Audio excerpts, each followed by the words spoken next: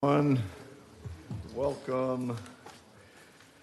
to the Strategic Planning Workshop of the City Commission for Thursday, December 14th, 2023. We will now come to order. Please join me in silencing your cell phones.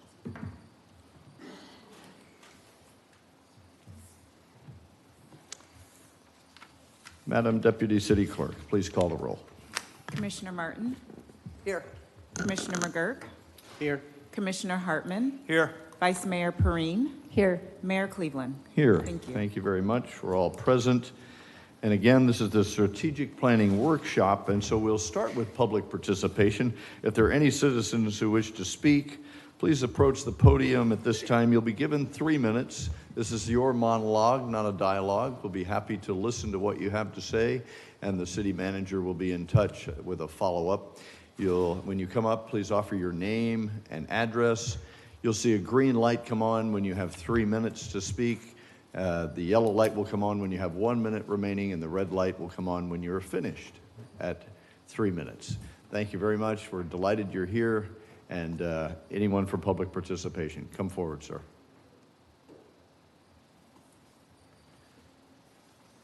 Thank you. I'm Larry Williamson, 263 Minorca Beach Way, New Smyrna Beach, Florida. Okay. I am Dr. Larry Williamson. My wife and I have been married for 55 years and lovers of New Smyrna Beach since 1980. I practiced dentistry in Titusville for 28 years. We came to New Smyrna Beach often during that time and moved into Minorca in New Smyrna Beach in 2003. I served on the Brevard County School Board from 1982 to 1990, and I must say, this is a wonderful boardroom, my goodness. I'm here to support Flagler Commons at 401 Flagler Avenue. Flagler Commons will provide 120 parking spaces and 9 condominiums to the 401 Flagler area. I'm not an investor in the Flagler Commons project. Of course, parking is a significant problem in the Flagler Avenue area.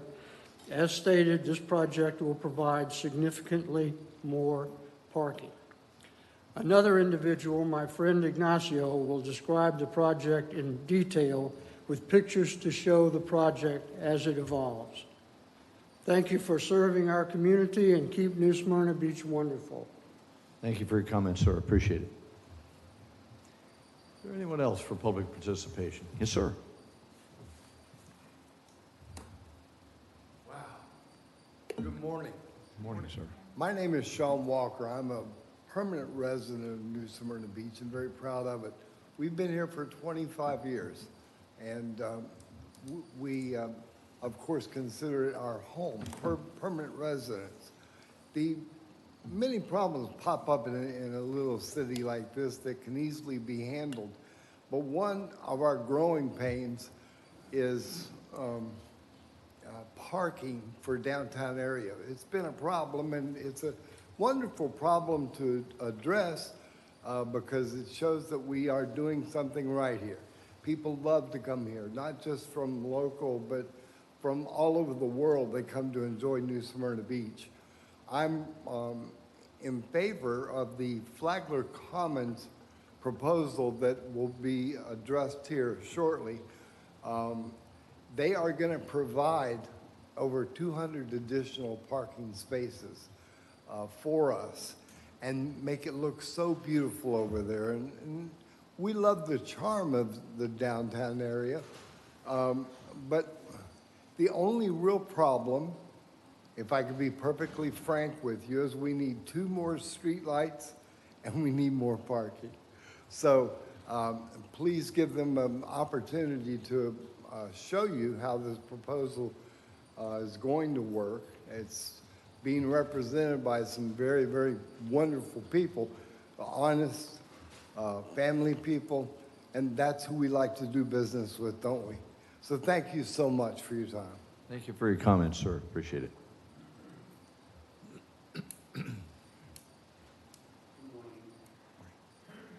My name is Dr. Trapani. I'm a neurologist and an artist in this town.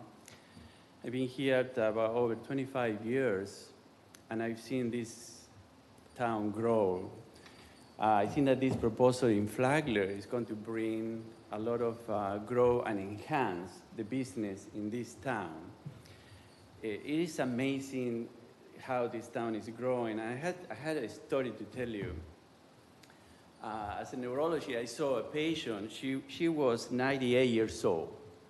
She remembers when Canal Street was a canal. And now, look at where we are. So this project is going to bring an enhanced business, parking, and tremendously. So I definitely support this project. Thank you. Thank you for your comments, sir. Appreciate it.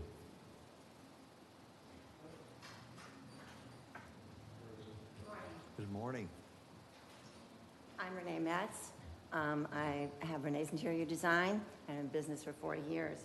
I actually came from Lake Mary, Florida, where at the time, 19 years ago, where I had my location, there, the influx of people there were tremendous. There, Lake Mary had an abundance of property that they could build on. We have an issue here with that. We don't have that luxury of having all this land to build on and to do any projects on. And so with that, you know, there's a significant issues of traffic flow, parking, congestion. And, you know, and I've been here for 2 years. I'm licensed here now. But it's difficult to get through all of that in Flagler. And I note that there is a traffic flow situation. But I think that I am supportive of this. And I have actually really looked at this from the quaintness of Flagler Avenue, the significance of it, and the parking issue. And I feel that since, you know, I'm all about beautifying things and being in my business, but I feel like this has a significant impact on Flagler Avenue as far as parking, the traffic flow, and getting the merchants the accessibility to their businesses without people having a problem parking to facilitate and support them. So I feel like with this project, it will eliminate some of that issue, and hopefully, and we can't go out, so the only thing I can think of is we go up, you know, with the parking, the levels, the buildings, and hopefully with this, you know, with this beautification of this building, you know, significantly the quaintness of Flagler, will actually help inspire other businesses to actually do something. And not only that, business owners to actually do something with their businesses, to do something to make it a little better looking for that whole area, you know, with signage. And, you know, I think some of that can be really taken care of. And the issue, too, of parking, as soon as the church says we can't park there anymore, then where's everybody parking? It's a real big issue. So I think by doing this, I think it will have an impact on the community and the merchants to further their business. Okay, thank you. Thank you for your comments, ma'am. Appreciate it. Mr. Williams. Good morning, Bob Williams, 767 Pine Shores Circle. First of all, thank you all for doing this today and for taking your time here this morning. I just want to highlight that for quite a number of years, you all have participated in creating a regional economic development strategy. And as the key purpose of that is to improve the quality of life for everyone in our community from 0 to 100 years old. Having a vibrant business community is key, whether we're retired or working, in order to have a vibrant community.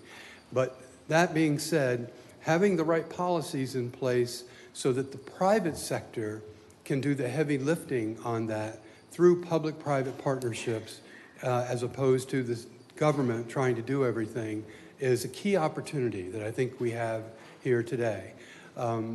Two key projects that caught my eye on the agenda were the Innovation Park with the extension of South Williamson Boulevard to bring high-paying jobs and also offer convenient living space in that area, and then the Flagler Avenue opportunity, which dovetails perfectly with a lot of work that the Parking Task Force did. as a complement to the mosaic of solutions that we're going to need to help improve the quality of life for everyone. So I'm very much encouraged by that and appreciate you all working, and the staff as well, for working with these private sector opportunities to help us in our community. Thank you very much. Thank you, sir. Appreciate your comments.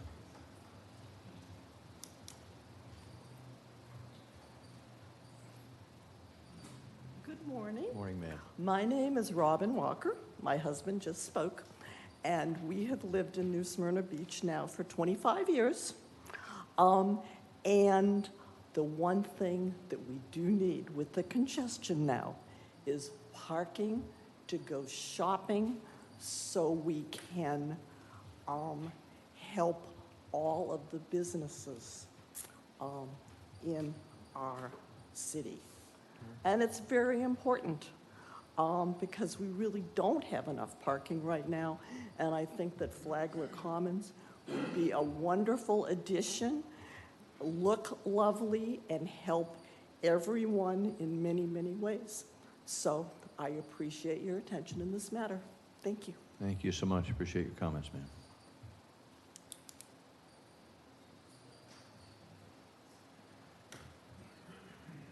Mr. Chairman Davenport. Good morning, everybody. My name's Buddy Davenport. I've been here 50 years. I'm proud of this community. I was wondering why I came down here this morning. I was at the house and I'm going, what do you want to go down there for? You know, you have no input. But I saw it in the paper the other day what was going to happen possibly on the beach side. I think it's a good idea just from what I've read. But I had another meeting this morning in Ormond Beach at 8:30, and I was torn, our charity ball meeting. I said, why am I going here and choosing this one over the other? Well, I walk in here this morning, I see the chief, police. I said, how's your boat going? I'm a member, I'm a member of the fine board. So we got him $75,000 for our boat for the community. Well, we just raised it to $150,000. I looked at him and said, come back, I'll get you $75,000 more. That's the reason I came down here this morning. I figured it out. Pretty cool, huh? Thank you. Thank you, sir. Appreciate that.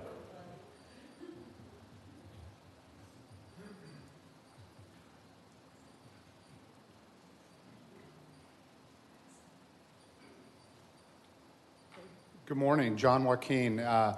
4617 South Atlantic. I am the new board chair, chair of the Economic Development Task Force, and some of our members are here, and we're here to support your efforts, and just wanted to say thank you for what you're doing.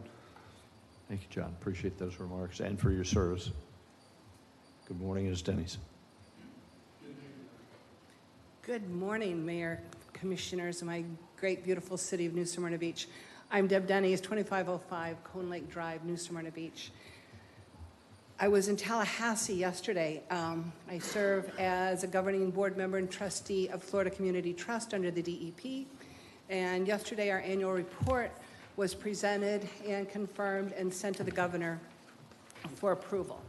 In this annual report, Volusia County, we break them down by counties, by grants. And what was so impressive and what you're seeing right now is I came home last night and out of Volusia County's portion, went into my Excel spreadsheet and pulled out the city of New Smyrna, because I think from where you're going, where you've been is really important, and it's a really good picture. You can see since Florida Communities Trust started doing grants, from 1997, the Indian River Lagoon Preserve, 1999, North Beach Community Trust. That was for an FCT grant, the Community Trust of $3.2 million with a total project cost of $3.39 million. Your Esther Street Beachfront Park, the grant was $2.7 million for a total project cost of $6.7 million. And our Turnbull Creek Watershed Preservation Project, a grant of $3.6 million, local match of 5.4, and your total project cost of 8.9 million, for a total just over 20 million in improvements to protect our land and our environment, and working collaboratively within organizations, within our cities, our county, and our state, and you're to be congratulated for that. And I think it's really important, and there's money at the table. If I could encourage you, If I could encourage you, we approved one grant for the entire year yesterday, a Stan Mayfield Working Waterfront Grant. One, City of Cedar Key. But I'm also here to support the Deering Park Innovation Center, because that's a balance of environment, saving the environment, and balancing the taxes among the residents and the commercial, taking some of the tax burden off the citizens. So what it took us over 25 years to preserve 235 acres and $20 million in local, state, city, and county matching funds, we can accomplish by going forward into the future with this innovation park. So I'm here to support that. It has everything we have been working on for years at the local, the city, and the state. So thank you for all you do. Thank you. Thank you, ma'am. Appreciate that. Mr. Pendergast. Good morning, Jay Pendergast, 5900 South Atlantic. You've got two really interesting projects on your agenda today, and I think they're really important from a planning standpoint. The Innovation Park really is being planned well, and I think you can learn from maybe some of the mistakes of some of the other developments west of 95 and improve on it, and this is a really good opportunity moving forward.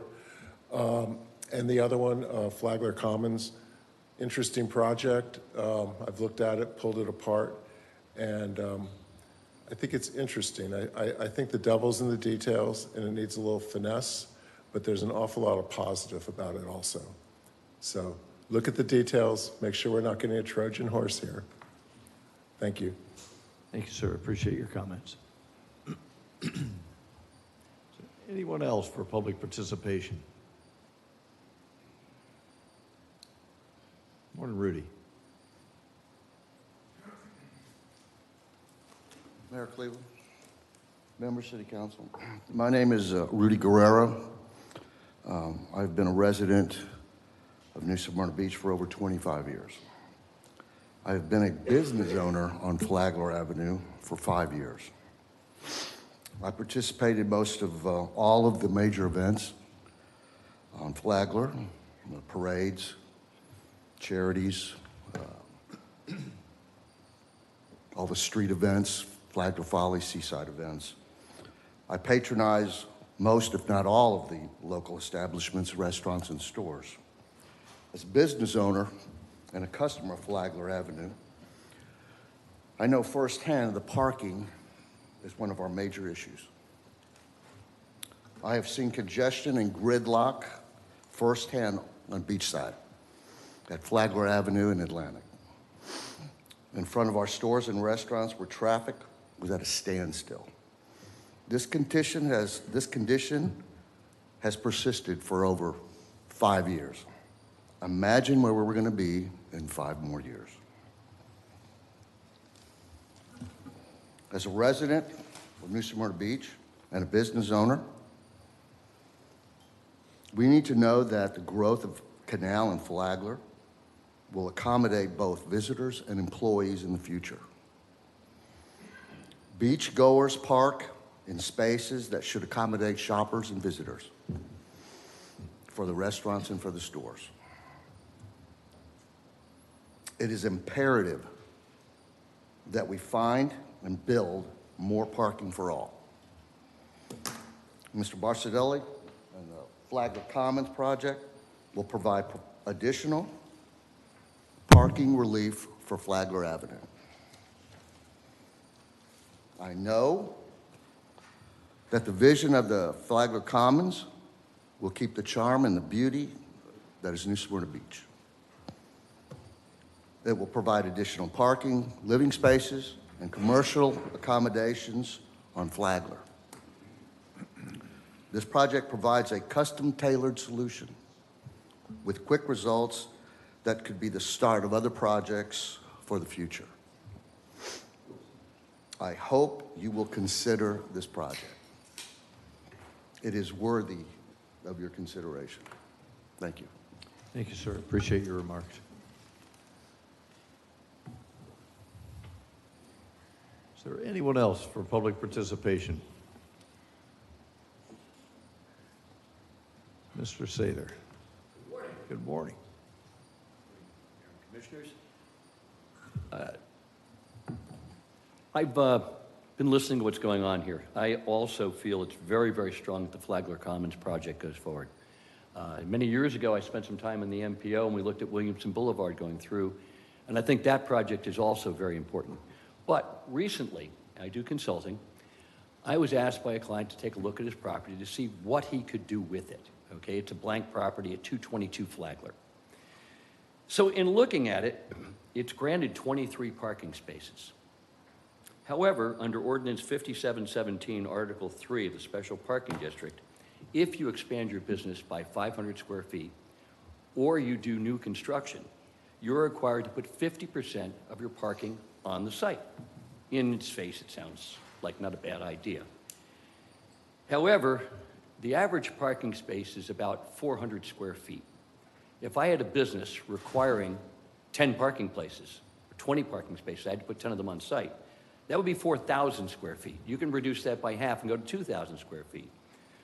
When you build on one of these lots, you're going to require at least a 10-foot aisle for driving and at least 10 foot of setback, multiple setbacks, which is 20 of your 50 feet usually in the front. So what I did is I proceeded to go down and do a survey of all of the properties on Flagler Avenue. What I found is that we have 49 properties facing Flagler itself, not the entire MU district.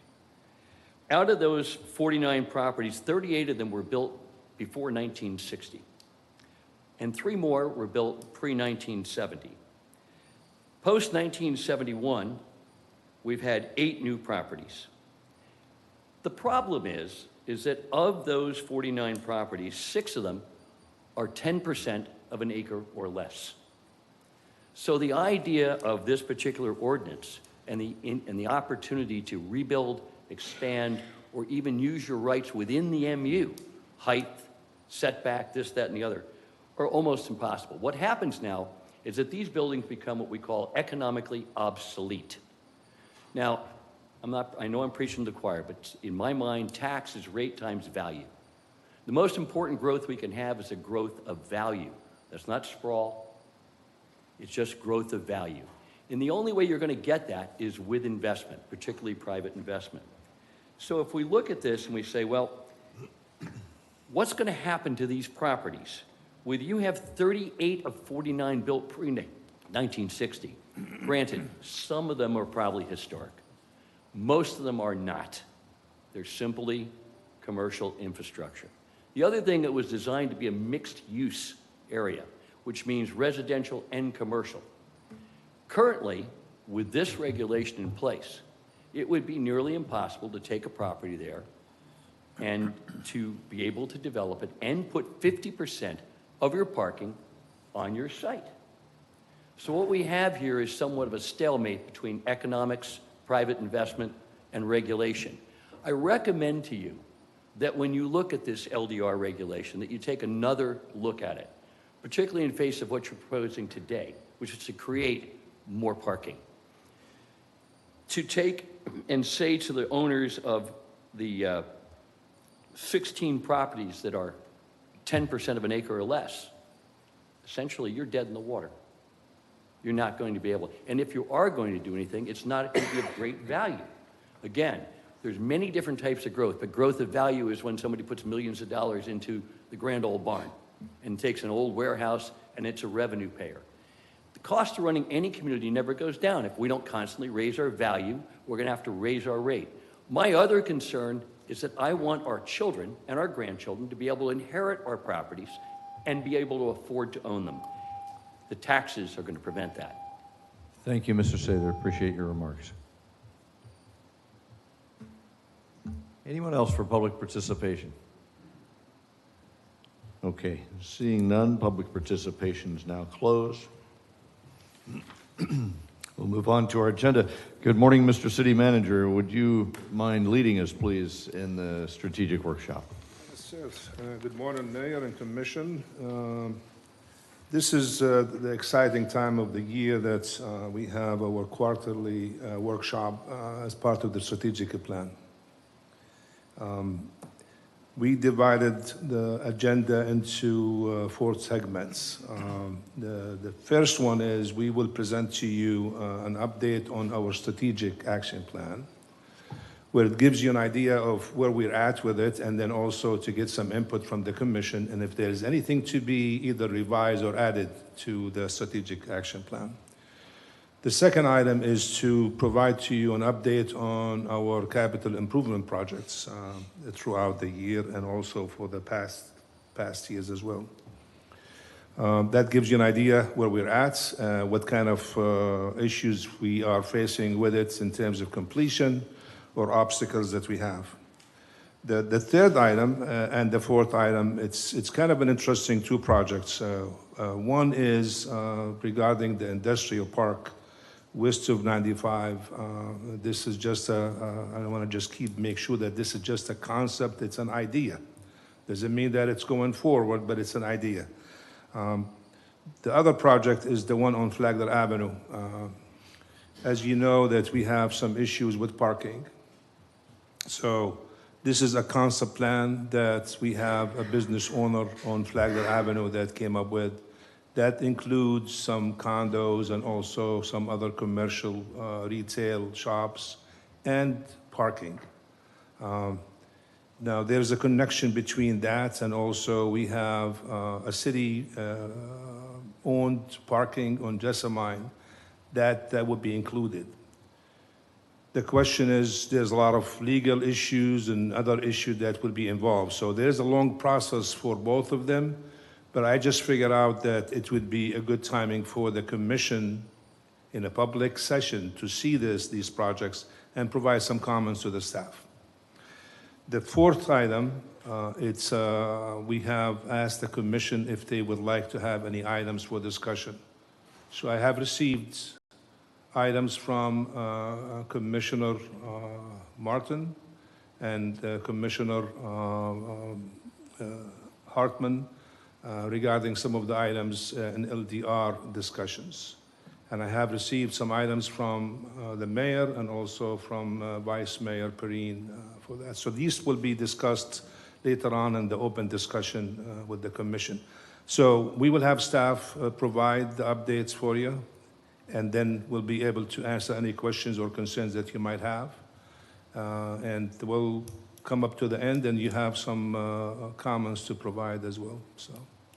Good. Thank you for setting the table for that. Any questions for the city manager? Please proceed, sir. All right, we'll start with the strategic action plan, and that will be by Chad.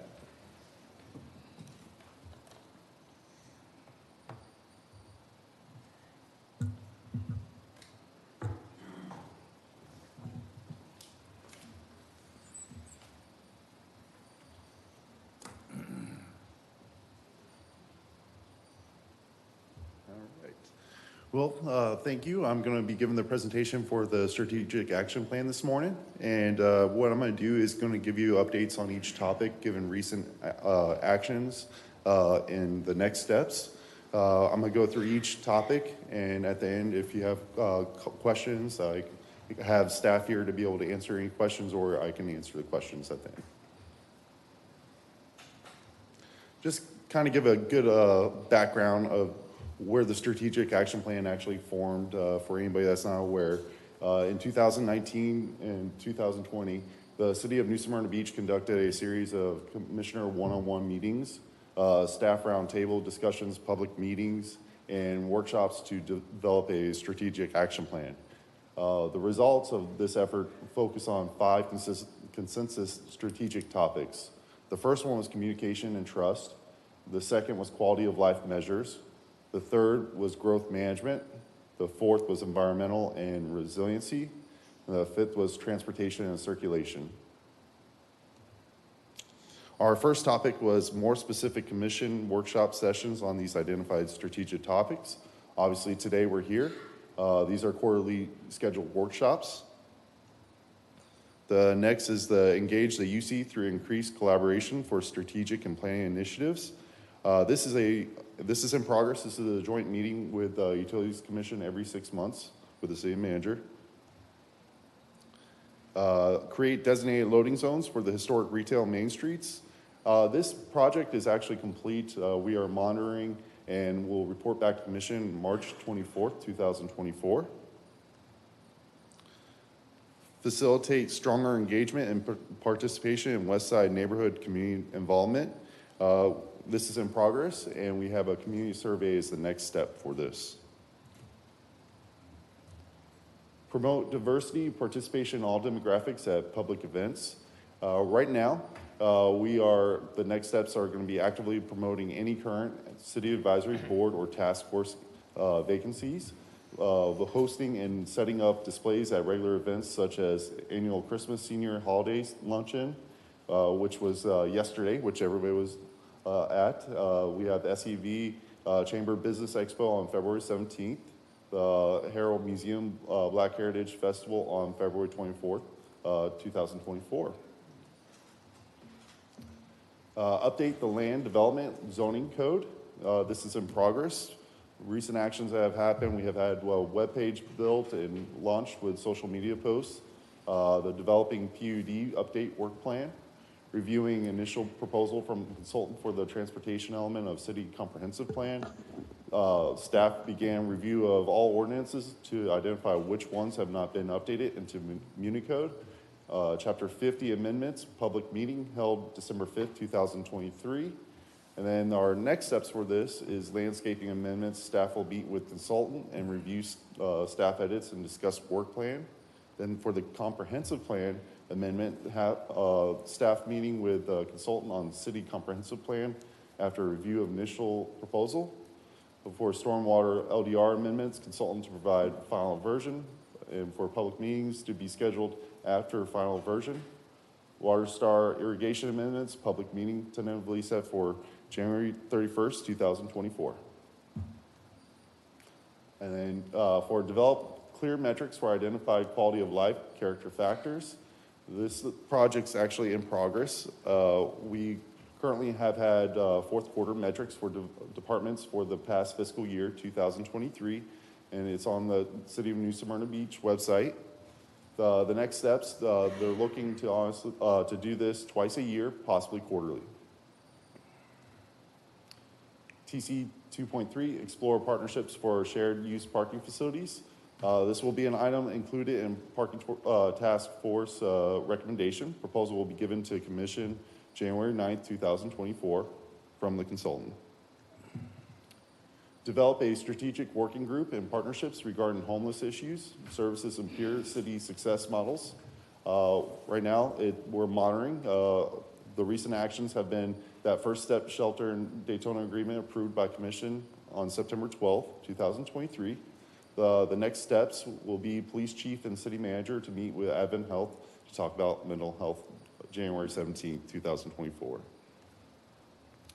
Facilitate constructive public involvement regarding development west of I-95, balancing community issues.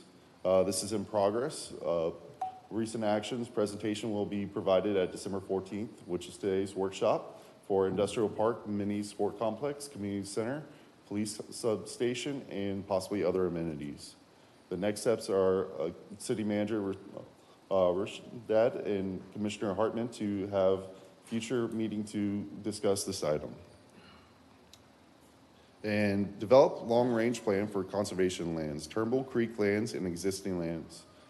This is in progress, and recent actions is in process of closing out on one property, waiting on appraisals from other properties that the city is negotiating with. Bid was accepted for Turnbull Creek Observation Deck on November 28th, which you're well aware of, 2023. And then the next steps are, there's going to be a referendum was established 2018 to acquire properties along Turnbull Creek corridor. As a result, several properties were purchased, and we'll continue to look for more properties. Discuss ideal programs to support local businesses and or live where you work programs with newly appointed Economic Development Task Force at the next available meeting. This is in progress. Recent actions, meeting one-on-one with EDTF members in advance of next EDTF meeting on December 19th to discuss economic development strategies such as live where you work initiatives. And then the next step, again, will be staff will work with Urban Land Institute to obtain redevelopment strategies for the 40 units vacated Housing Authority units in the historic West Side neighborhood, presenting a ULI update to EDTF at the December 19th meeting. Also, staff will discuss the potential to promote mixed-use development for private properties with sizable acreage for another Live Where You Work strategic initiative. Consider a State Road 44 corridor plan to address commercial development and character along the corridor. This is in progress. The scope of work for consultant is finalized.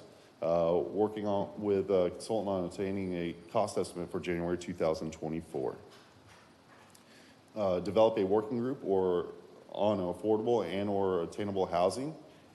This is since 2022, the city has donated properties for affordable housing to Habitat for Humanity and Housing Authority. Currently, there are no available building properties for residential. If any other properties come available, the city will present it.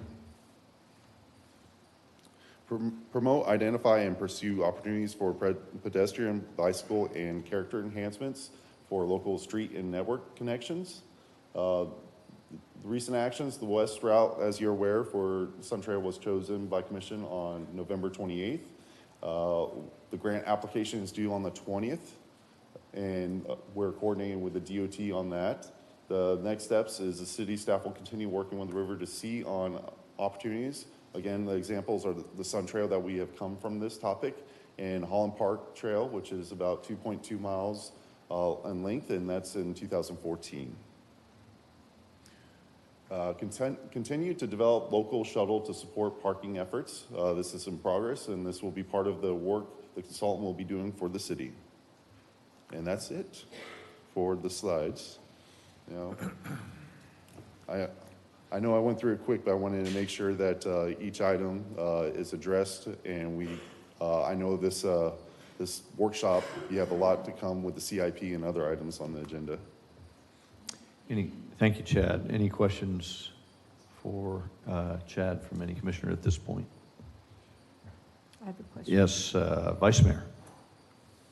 The trails, you have 50,000 in that, but that's going to be 100% funded. Do you just have it listed in 2024 because it's going to be reimbursed? Correct. Right now, you know, we're developing the cost estimate. I honestly just had it come in from the DOT, so we're going to be putting in for the grant. This is just currently where we're at. We left it on there just to kind of give an idea. Thank you. Ms. Martin. Early in the game, way back where you mentioned that you've got these strategic topics, but I didn't know which strategic topics we were talking about. So it was CT-1. CT-1. So are you, all right, let me pull it up. Way in the front. Yes.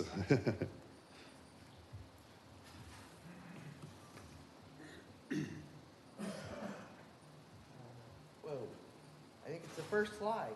It just says, specific commission workshop sessions on these identified strategic topics. I don't know which what are the identified strategic topics? Well, we had again, these were core items that we had. We pulled from the 1, 2, 3, and 4, and 5 on this list.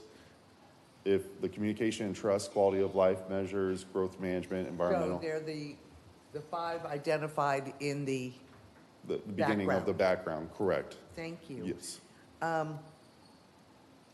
Let's see.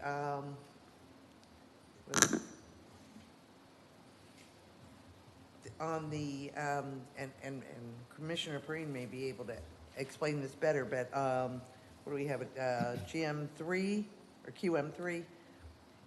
If the first step shelter beds are full, what happens now when we try to take people up there? At this point, there's plenty of beds. I don't anticipate that happening. The letter that came through yesterday said that all beds were full. That's why I was just... Not to my knowledge. I'll have to reread that, but in the last meeting we had, there was still, the only time they've actually had an overflow like that is during a hurricane when they take up that extra room. There's an entire room not being used. So they can always bring in extra beds, but the chief we have 10 people that have been through First Step already in just the last month. So, and we have additional space, and they've actually applied for a grant for affordable housing there. So we are monitoring it indeed, but the last meeting, I just don't see that happening because we also have a safe zone that they can stay at temporarily until there is a bed. No, But thank no you very one's been much. turned away, and I don't foresee that they will ever be turned away. Thank you. Let's see, the shuttle, I think most of staff was not on board in the 2017 and 2018 when we did a trolley study, and there were some interesting elements that came out of that.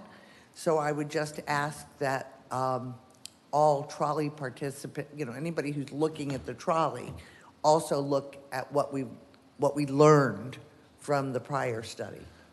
If I recall, Commissioner, there wasn't a study. I think it was our former CRA director. We were trying to apply for a grant with FDOT at the time. So we did kind of like a cost analysis for the trolley that I recall. But I don't recall of any study that was done. It was just a matter of us to do a cost estimate based on using the trolley in terms of operation. And at the time, we applied for the DOT, but then the commission decided to pull out. But so Well, I there don't were- remember a study per se, so that's... Again, since, I actually went on the proposed trolley ride, and I know there was a cost analysis done, and there was a ridership analysis done. So however you want to put it, I know there was an analysis done of many aspects. How's that? Okay. And I just thought we'd want to share it. Yes. Anything else?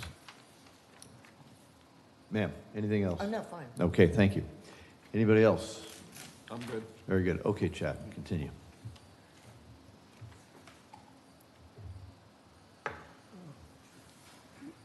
Mayor, any items to be added to the strategic plan? Doesn't have to be at this meeting, but if you recall, we have quarterly workshops with the commission. So if you have any items along the way that you wanted to add to the strategic plan, please provide it for us so we could maybe just add it to it and then provide it at the next workshop. Yeah, okay. Just for the benefit of all of us, we have a strategic plan which has 5 pillars. And so I would think that all of your initiatives would track back to one of those 5 pillars. Yes, sir. Have I got it right? Okay. Yes. This is a level set for the audience and for us. So if it has to do with trust and communications, quality of life, growth management, the environment, or transportation circulation, everything we do should relate to those. And if we would like to invent a 6th pillar, we can invent that. But otherwise, everything we do should be guided by a tie back to those. Did I get that right? You're right. Okay, perfect. Okay. Next item is, as I mentioned, our CIP director will provide for you an update on our CIP projects. So we'll take questions right after. Questions at the end? Yes. Okay, thank you. Hello. Well, Good morning. hello everyone. It's good to Jess. see you again. I was honestly chuckling on the way to work this morning, remembering the first time I stood before you. 4 months ago, I was also giving a presentation. And I'd been here less than 30 days and didn't know much of anything about our city yet, and little has changed since then, so.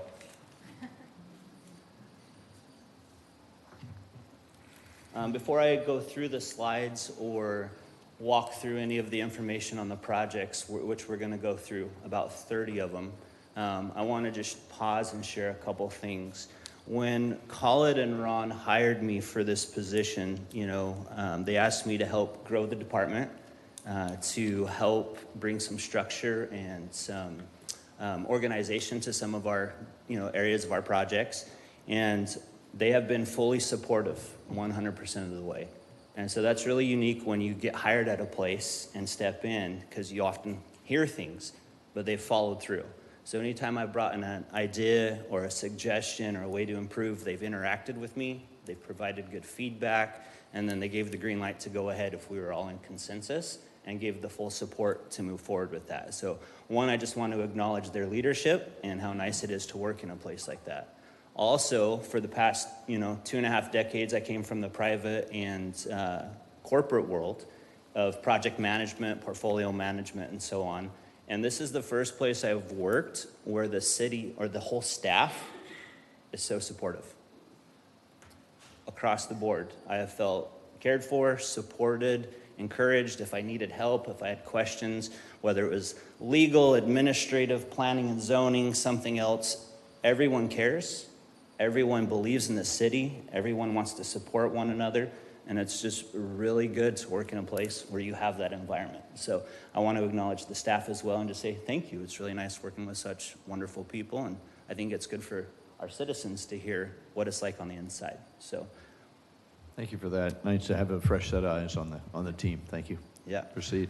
A few things that are not in this slide, which just a little bit of data real quick, is the city has currently 53 projects. In this, we only have about 30, like I said, that we're going to show today. There's some new ones that are still in the concept, which we'll share in future workshops, along with all of the airport projects are not included in today's program, but it'll be in future workshops, so you'll get to see all of those projects. We wanted to honor everybody's time and not overwhelm people with information. So out of those 55 projects that we currently have, I don't know if everyone knows this, this is the most projects the city has ever had. That's a lot of projects. And in most places, you have about one project manager per 5 to 6 projects. And we have about 5 different directors who have full-time jobs managing projects along with myself and Chad. So that just gives you a little clarity that in most places you had to have full-time staff managing these projects. That's all they do. Where here we have people directing departments and doing other things and managing projects on top of that. So with that being said, that this last year in 2023, we completed 13 capital projects. I just want to celebrate the wins. It's easy to often see what we haven't done yet instead of pausing and being like, this is what we have accomplished. So I want to give kudos to the staff for accomplishing 13 projects, big projects this last year. We have most likely 3 more that will be finished before the year's out. So there's possible 3 more that will close before the year comes to a close. And then next year, we have projected about 13 to 15 projects that will be finished. So just really cool to see that we're moving forward, making progress, and getting stuff done. That being said, we're going to just walk through a handful of our projects. We're going to start with some of the ones that are in construction. For those in the audience, I apologize that the font is so small. I hope you brought your reading glasses. So the first project is the 5th Street Bridge replacement. I'm going to just kind of give a brief snapshot of these projects as we walk through. This project is currently under construction. They have the temporary Acro Bridge halfway built as of this moment. Tonight, they're going to be moving the large crane to the east side or the beach side of the island and starting on the other half next week. So the goal is that by February, the temporary bridge will be open to the public, and then they'll start working on the demo of the existing bridge. That project is supposed to be, as far as the new bridge, is supposed to be complete in June. Earthwork and other work around it will be complete by August. And then the final project should be closed in October of 2024. P&S Paving is the contractor, and they've been phenomenal to work with. They're actually on target and slightly ahead of schedule. So I want to just give a shout out to P&S Paving for their hard work and their innovation as they consistently look for ways to keep the project moving forward as different things come up.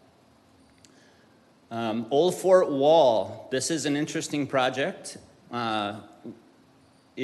Its current state is that this week, as of tomorrow, we're actually going to do substantial completion. Most of the work is on the backside of the wall. So it was excavating all the dirt behind it. It was pouring a new retaining wall, putting in a drainage system so that it would relieve pressure from pushing the wall forward in the future. It's been backfilled. Yesterday they laid sod. The irrigation system has been hooked back up. They've built a walkway up on top that has curbing, and it'll have a shell walk, so people will have a nice walkway to walk around. And tomorrow is our substantial completion, and all of the fencing and everything should come down by the end of this month, and it'll be back open to the public. in April of 2024, as you can see on the picture, there's some cracks, big cracks on the front side of the wall. They'll come back and do the aesthetics and repair the cracks on the front side. They're waiting for the cement to fully cure. They're waiting for the, all the dirt in the back to fully settle, so that way if it causes more cracks, we fix it at once instead of fix some stuff and come back and do more work later. On the Rocco Park Pier, this project was awarded to Rush Marine. They started construction in October of this year, and they're currently ahead of schedule. They've replaced all of the timber piles so far on the pier, and they're now working on the stringers. They've been phenomenal to work with and great at communicating with us in the airport, because it's right behind the airport, and with the crane, you have to have constant communication due to storms, different stuff. So just want to give, acknowledgement to Arvin and his team for just staying in good communication to the construction team. And this project was scheduled to be finished by May of this upcoming year, and most likely it'll be done a month or two before that. So we're cruising along, and they're ahead of schedule. Barracuda Bridge, which, as you all know, is just right over here. This project is going well, and they're done with all of the sheet piles. They're now working on the actual bridge components of the project. The project's scheduled to be finished in May of this year, April to May of this year. As of right now, they're on track. We don't see any major risks or issues, so things are moving forward quite nicely on this project. Barracuda Boulevard is in the design phase. It's not in construction. It's 95% complete as far as design, and they can't finish the design until the bridge is finished. So it's kind of in a pause moment. Once the bridge is finished, they'll be able to come in and finish the last 5% of their design work, and then we'll start making the improvements on Barracuda Boulevard. So those projects are kind of tied together. Turnbull Creek Observation Deck. This project was just awarded to East Coast Marine. You guys as the commission approved moving forward with this project last month. And the contractor's working on getting their certificate of insurance, their bonds, all of that stuff set up. And we're scheduled to start construction in January of this upcoming year. Palm Street sidewalk. This picture is a little old. That's after they had tore the sidewalk out. The sidewalk's been completely replaced and looks pretty good. The next steps for this is we're going to add some additional safety features like a crosswalk and some safety bumps on the road. But we're going to wait to do that because this road is also a part of our road replacement and resurfacing citywide. And so it's scheduled, that particular road is scheduled to possibly be replaced in February, late January or February of this year. Once that road has been repaved, then we'll come in, add the additional safety features, and this project will be closed out. So we're just waiting for that. Dewey's Pier, which is just about 2 blocks north of the North Causeway Bridge, got damaged during a hurricane, and all of the repairs have been made to the pier. The repairs themselves are done, but we're doing some reinforcement and stabilization on the furthest pilings out in the water. And the purpose of that is to extend the life of the pier by pouring concrete around some of the piles that are furthest out. This project should be finished before the year's out. They've already poured 2 of the concrete around the pilings, and they got 4 left to do. So this is one of the ones that will be finished before the year closes. All right, Clancy Park Pier replacement. We issued the PO just recently, and the construction team was mobilizing and staging their equipment to start construction this week. And they said are estimating it'll take 3 to 4 weeks to complete this project. So this could be possibly done before the year's out, or it'll be done within the first 2 weeks of the new year, unless weather gets crazy or something like that. All right, the skate park expansion. This was also recently approved to go after, to finish the grant. We submitted the technical grant in November. Today is the due date for the final application for the ECHO grant, which we will have submitted today. All the documentation's ready. I'm sure Chad's either working on it now or have it submitted after this meeting today. Once that goes through, we'll advertise in January for solicitation for construction, and design and construction. We got all the documentation ready. We just wanted to wait until after the holidays so we get better, more competitive bids. And then once that starts, we cannot start construction until we've officially been awarded the ECHO grant, which is slated for March. So it looks like we'll start construction sometime in April of 2024. Marina dock repairs. This one was crazy. We went out for a bid prior to me working for the city, and the bids came back at 2 to 3 times what the estimation was. Obviously, we didn't have the funds to do that. So we sat down with the design team, and we sat down with the marina manager, and Rob Salazar, who's over leisure services, is over the marina. And we went through high priorities, medium priorities, low priorities, decided what's the most important things that need to be done right now, and what will create the best safety for our citizens and the people at the marina. The design firm revised that scope of work and revised their design drawings to match that. And tomorrow we're supposed to get all of that documentation back and go out to bid in January of this year to start construction, or this upcoming year to start construction on this project. All right, the next two are the 120 Flagler Ave and the Women's Club. The city has decided to sell both of these properties. So we're putting together an RFP to go out for sale. We're just waiting on an appraisal, the last appraisal for both of these. And once that's in, our advertising documentation will be done, and we'll be able to put these out for sale. Historic West Side, Corbin Park, North Atlantic drainage, and stormwater. I know absolutely nothing about any of these because I'm not really engineering professional in that area. So if we do have questions and you guys want to come back to these at the end, Kyle is here. He can speak to these way more intelligently than I can. If any of you were at the Corbin Park meeting last night, then you'll be informed about that. So I'm going to just skip those 4 if that's cool with everybody. Brannan Center pier replacement.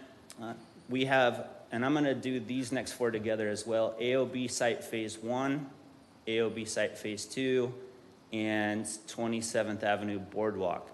All 4 of these projects are in the design phase. All 4 of these projects were awarded to Dredging Marine Consultants, DMC, with Shailesh Patel, who's worked with the city for about 15 years. And so they're all kind of in their beginning of design phase right now. And so we are working with Shailesh. We have bi-weekly meetings for the design, and that way we're getting good review periods and questions answered. And so in each of these, they're slated to be finished within design throughout this next year, and construction will start towards the end of the year for each of them. As far as just a little bit what is happening, Brandon Center Pier damaged during the hurricane. It's going to be completely replaced with some mitigation features to make it better for the future.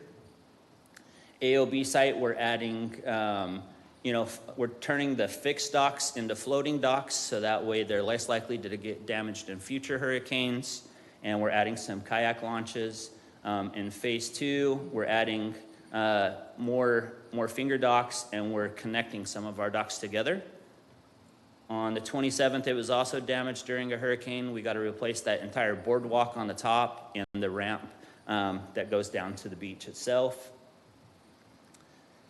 And that's those ones. Pickleball court. So it's for all those pickleball lovers out there. I played the other night, got my butt kicked, but that's okay, right? You just go back out and play again. But pickleball is really fun. We have a new project where it's going to add 6 pickleball courts to the city.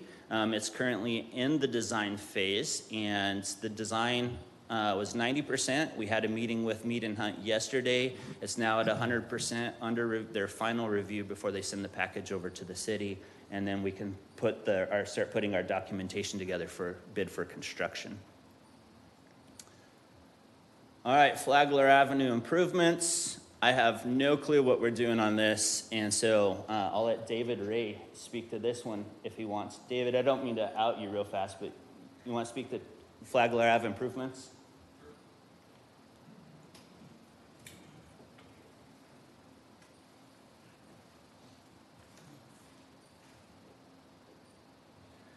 So we are putting together a plan. We've met a couple times with FABA and their leadership. We are going to be planning a public meeting for the business owners along Flagler to go over what our plans are. And then from there, we'll be able to bring a final rendering of everything that we plan on doing with the ARPA funding that we were provided for the landscaping. One of the aspects we were waiting on was throughout the budget season to see if the new light poles would be within the budget, and you all approved new light poles, so that alters in a positive way what we can do with the ARPA funding moving forward. Cool, thank you, sir.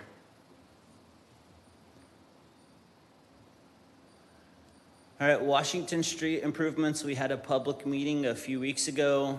Most of the feedback went really well. People were excited that we're going to be improving the street here, and the design looks really good. I know we're currently working on getting a few easements from different property owners still here, finalizing those easements so that way we have the right of way to put in the sidewalk and other improvements. And things are building good traction and moving forward on this project. So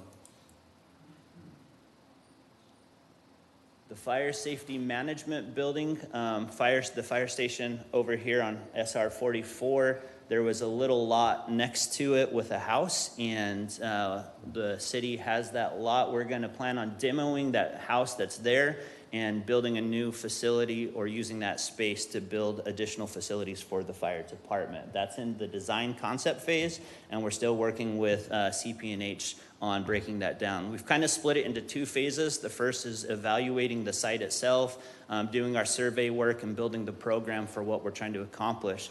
The second phase will be finishing the design, getting all the permitting, and then starting construction on that project.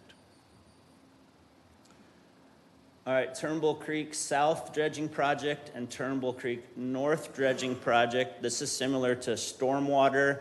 I know we're moving along. What it all means, I don't really understand it quite yet. So this is another one that Kyle can speak to if you have questions about this in the future.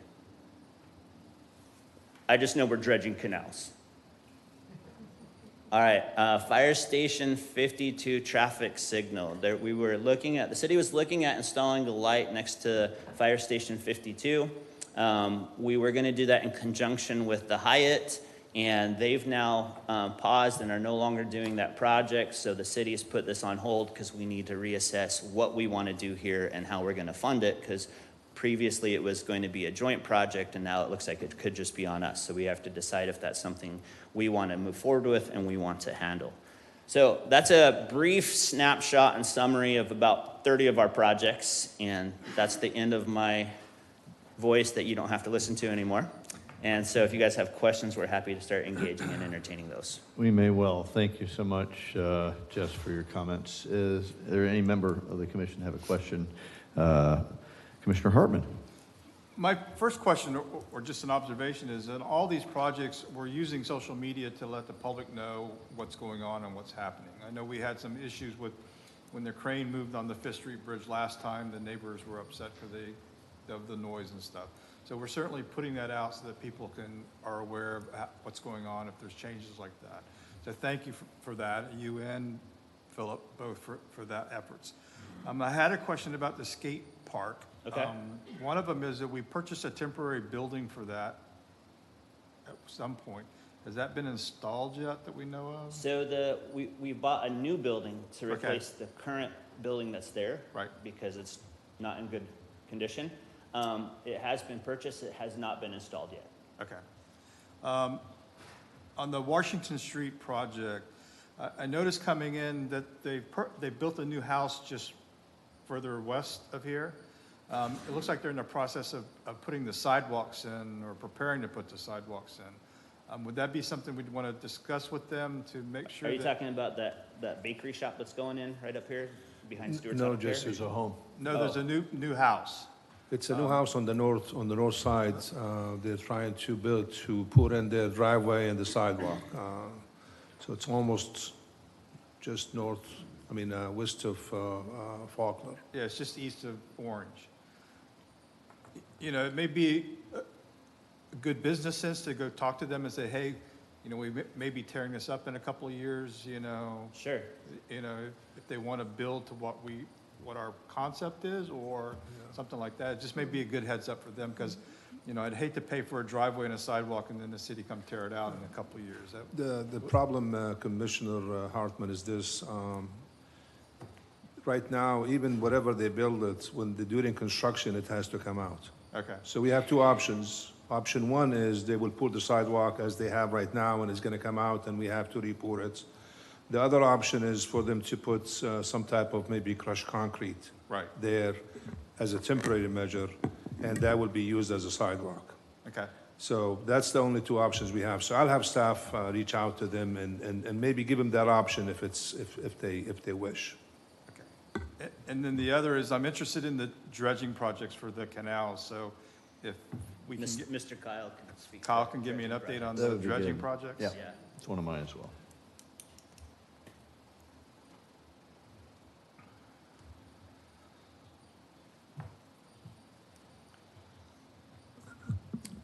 Real quick, though, I'll revert back to the home. We have been in direct communication with the contractor, and we tried to work out a scenario where we wouldn't have to replace it and then, you know, go back and rip it up and restore it, because there's no way they can meet the proposed grades and the elevations. So in order to have an ADA accessible sidewalk, we've come to the conclusion, and they're well aware, as well as the owner, they're going to replace the concrete sidewalk. So we did try to work with them. All right, thanks. Several times.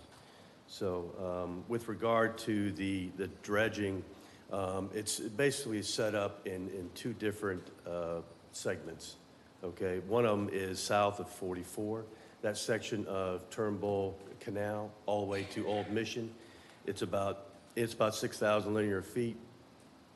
We just recently met with Department of Environmental Protection, and due to the fact that we don't have any easements, it cannot be deemed as exempt from permitting.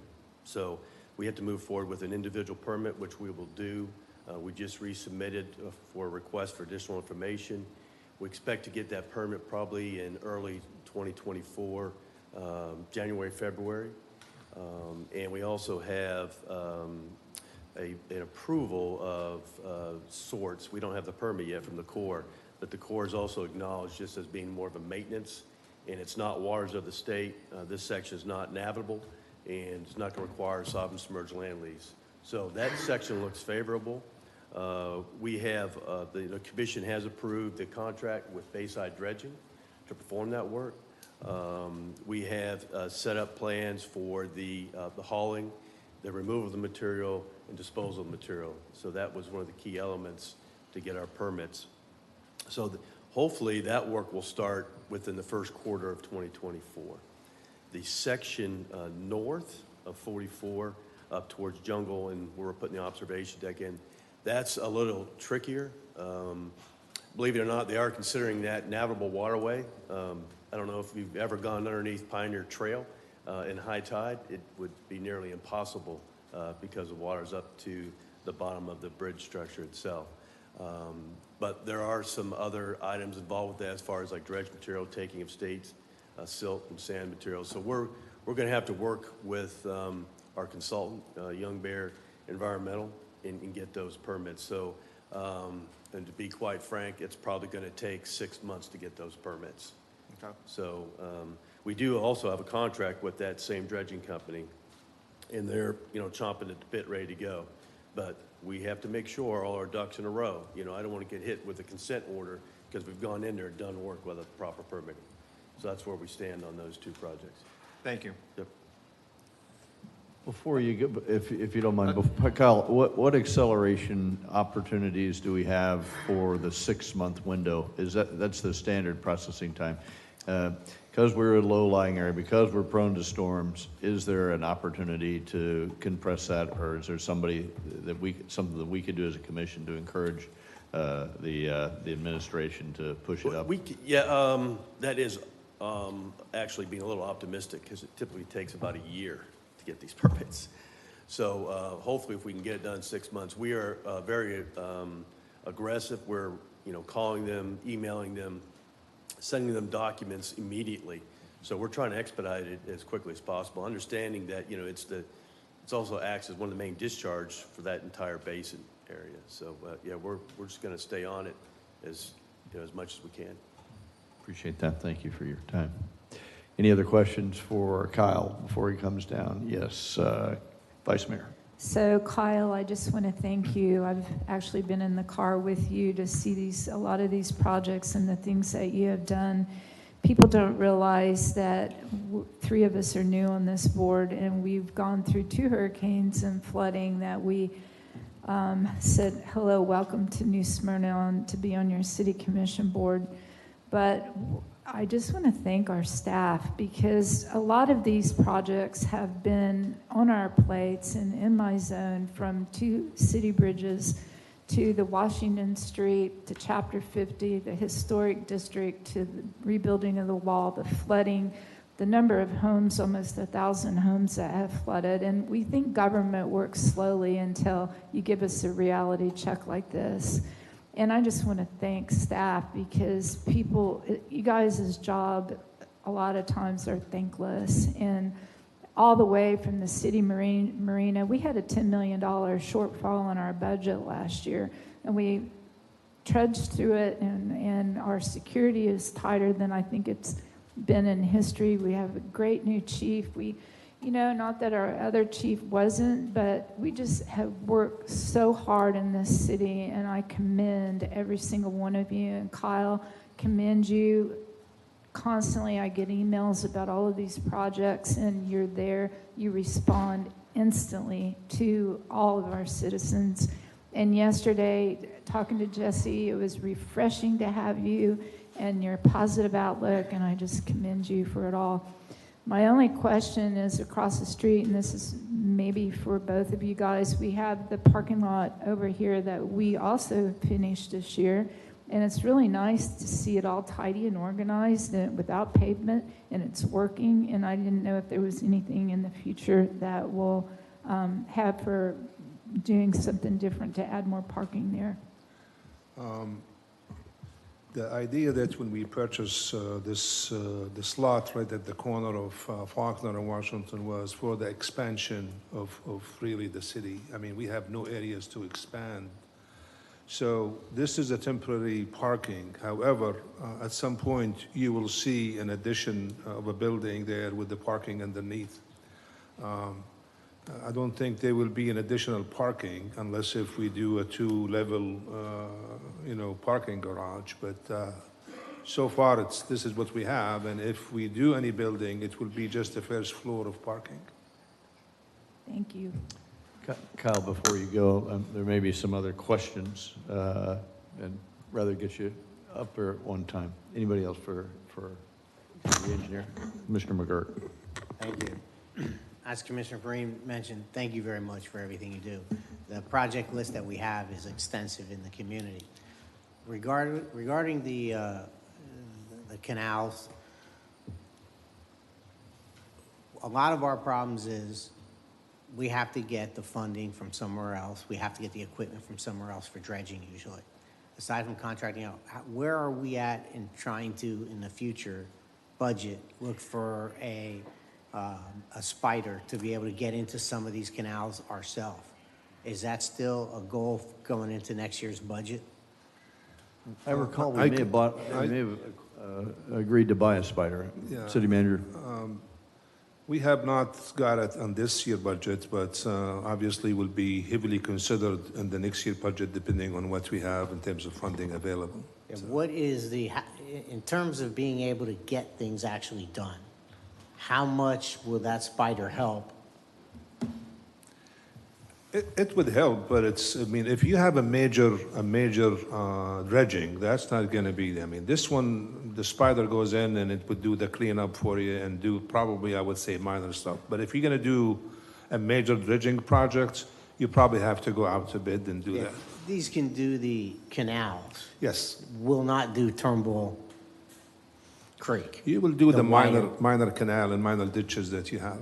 Right. That you're unable to get them in terms of manpower or just a labor. So you have to get it with the spider.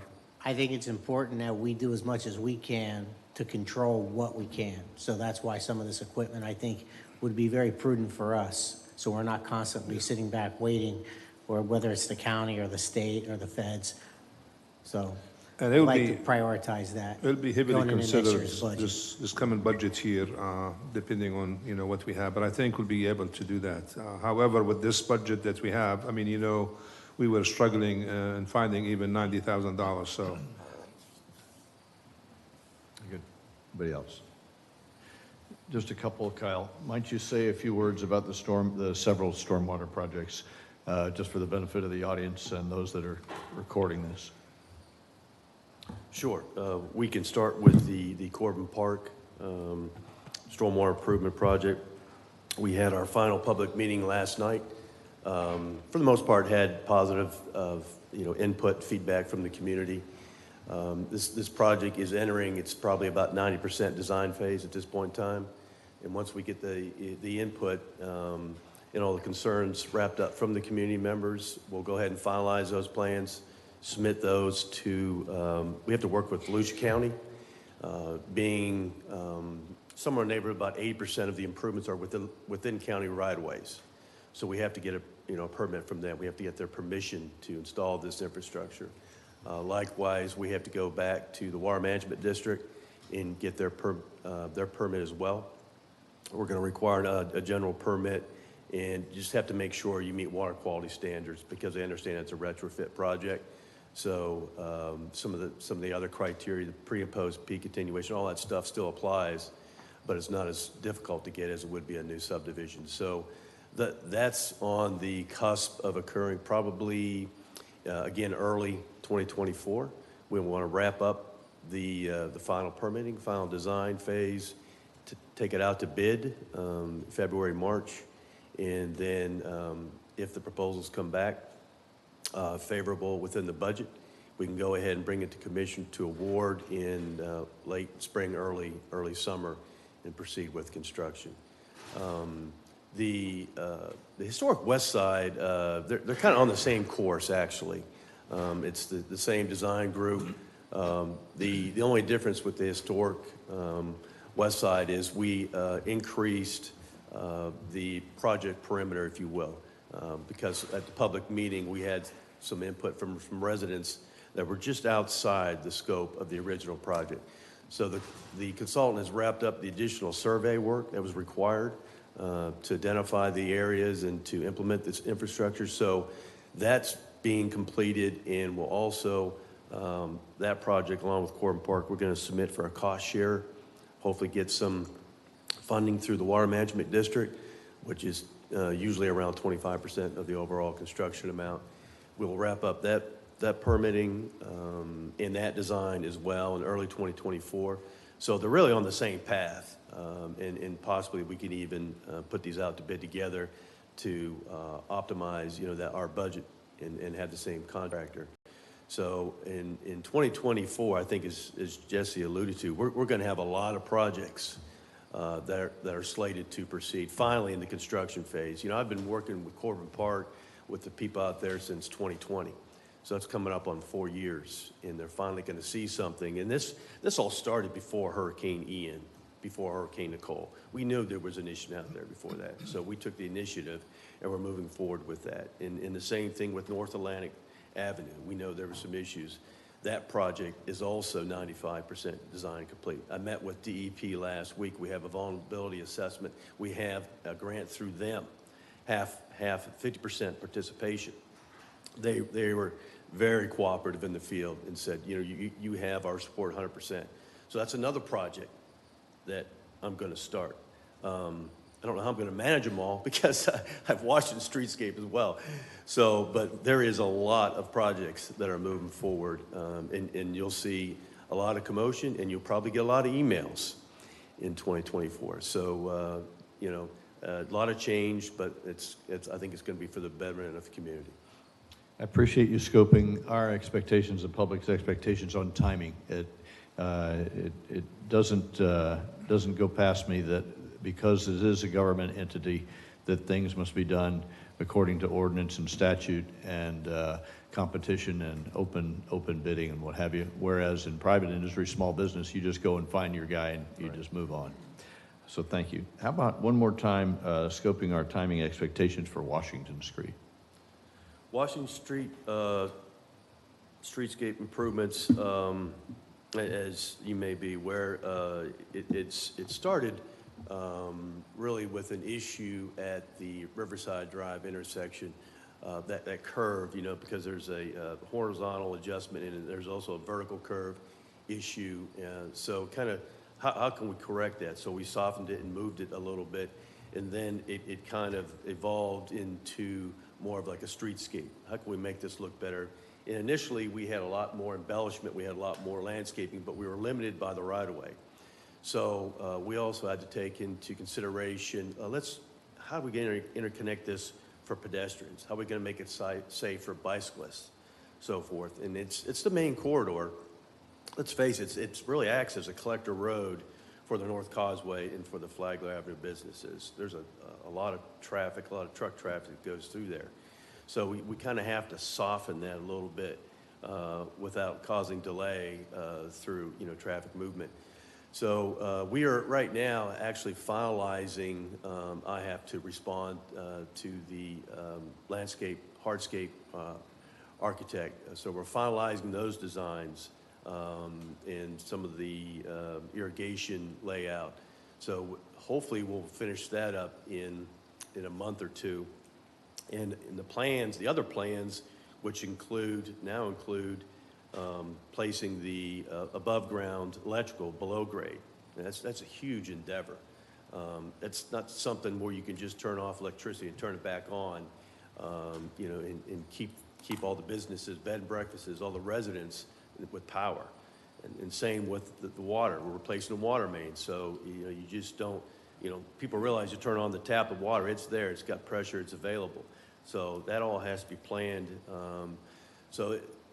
That is actually 90% complete. All the electrical, all the little transformer pads, pedestals, placement of all those, the acquisition of those easements is being handled by NSBU. So it's a great joint partnership with them.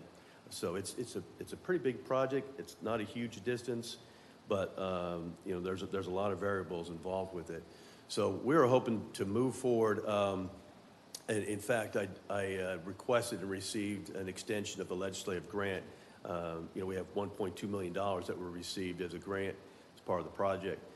So we informed them that, you know, this project is looking like it's going to be bid in early 2024 and advertised in mid 2024. So again, this is another project where we could see, you know, movement and earthwork probably in the summer of 2024. That's our schedule. So again, a lot of projects upcoming. So there's going to be a lot of change in our city in mid 2024. Perfect. Thank you very, very much. You're always very thorough. And so, Kyle, on behalf of the citizens, we know that we have a gem in you. You're a gem in the crown of New Smyrna. You personally and you and how you run your department. We really are grateful for what you're doing. You're making a huge difference in this town. Thank you very, very much. Appreciate that. Yeah. Appreciate Came on board at a challenging time. You betcha. Thank you. Okay, I think that's good for the chief engineer. We'll go back to Jesse. Any other questions for Jesse? I have one or two.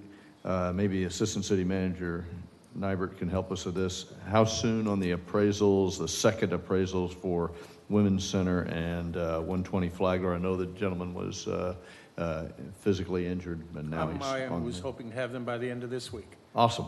All right. Very good. End of this week. That's great. And the last one for you, Manager Kobe, is this model that you've described where you are the honcho and guider on all of the projects, but each department head has to learn the ropes for how to go through a capital improvement project. Is that the ideal model, or is that the one you inherited and you are happy and content with it? Or would you prefer a center of excellence where you and a team came in and said, we're going to manage this for you, we're going to ask you some questions, and then you get some sort of acceleration because you're the expert and you always do it, instead of David has to become the expert, Rob has to become the expert over and over again, and they each do it a little bit differently. Just an open question. Sure. I would respond with a few thoughts.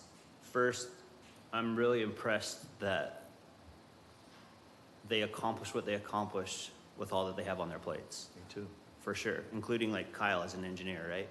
I think an ideal path moving forward from my perspective would be to hire 1 or 2 project managers who are dedicated to managing those projects, and then people like department heads or even engineers, they get to then specialize in engineering, or they get to specialize, they're consulted, they get to inform, they get to, share, this is what we're trying to accomplish in our department, and then the project manager manages the details on their behalf.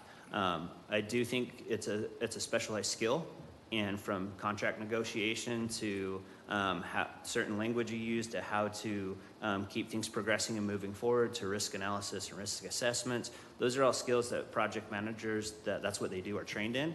And so I do think ideally a future state would be to slowly move in that direction where they manage projects, and then you keep your department heads and different people kind of spearheading, and they're consulted and informed, but the project managers actually manage the projects. Thank you for the comment. Thank you for being public about it. I commend that to the city manager to consider that as you go forward.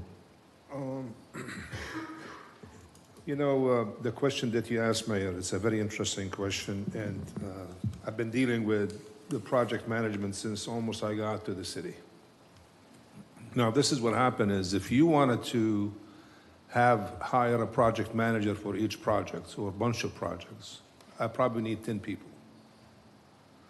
But in retrospect, because you will not be, when you do a project management, so you'll be working on a project, but then there will be some time that you work on the other one. So right now, I think we're managing what we have in terms of the projects. I think since Jesse and Chad came in on board, they really have made some progress. They're following up with the department heads or the project managers on a daily basis. We meet regularly, almost every bi-weekly on our CIP and strategic plan. So everybody who's involved, all the team players, we meet and we discuss these projects individually. What are the obstacles? What do we have in terms of the scheduling or any other issue involved? So at this point, I think we're managing, but if we could add probably another project manager, maybe that will help. But that will be evaluated in the next year budget to do that. But not meant as a shot at all, meant to be find the best practice, the best procedure in perpetuity. And so no question that it's being excellently managed today, but for the amount of effort, each department head has their own department to run, and they likely have a project or 2 or 3. Yeah. And so if that was a best practice, fine. But if this other technique that Jess commends is a best practice, and in the long run saves us time, which is money, then maybe it is a good way to go. Just for your thoughts. Thank you. Okay. What's next, Colin?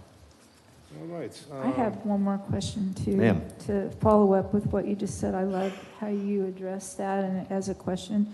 And for Jesse, and we have members of the Utilities Commission Board in the audience as well, we've had discussions on what to do with that building on Canal. Currently, the Utilities Commission is closed to the public, and it's a large square foot building in a large lot. And we've had these discussions, and we're going to have a discussion again in the future and upcoming in January.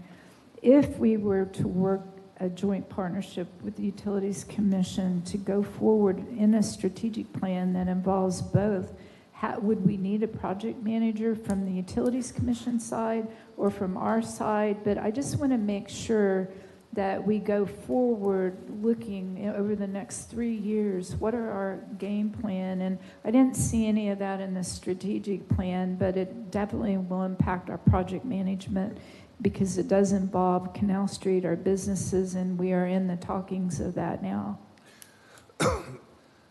Vice Mayor, on January 16th we have a joint meeting with the NSP Utilities. I think this item in particular will be on the agenda. if there is anything that, because right now I don't know if they have any specific plan of relocating from that building. Obviously, they did their concept plan out there on 44, but due to the high cost of the project, I think they're in pause slightly right now. But I think that would be discussed whether they stay there, whether they're not, and then if that building becomes available, who buys it? Because that becomes at a cost. And if that happens, there will be a project manager from both, from the NSP utilities and the city as well. Good, thank you for bringing that up. Thank you. Good enough. One more, it's a thank you. Volusia County has the fine covers all over the state, but we have Volusia County, our commissioner is Mr. Davenport, who happens to live in New Smyrna, and we get the value from that. So for the continued stewardship of the donations, the matching funds, your citizens are grateful for you, buddy, for what you're doing to look out for our Indian River Lagoon and up and down the waterway. So thank you very much for the allocations that you convince your colleagues to send our way. Thank you, sir. I'll take it. All right. Did you need me to stay up here to do your next slide? Yeah, just go to the, you know which one? I think so. Yeah, you got it. It's this one, correct? Let me see if I could get it from here. If not, okay. We're good. Thank you. Okay.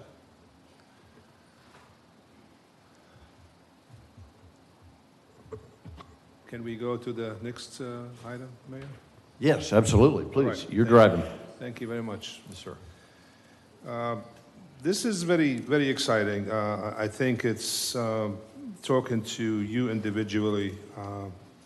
You know how much I really wanted to do an industrial park. This has been on one of my dreams, Washington and this one, for a long time.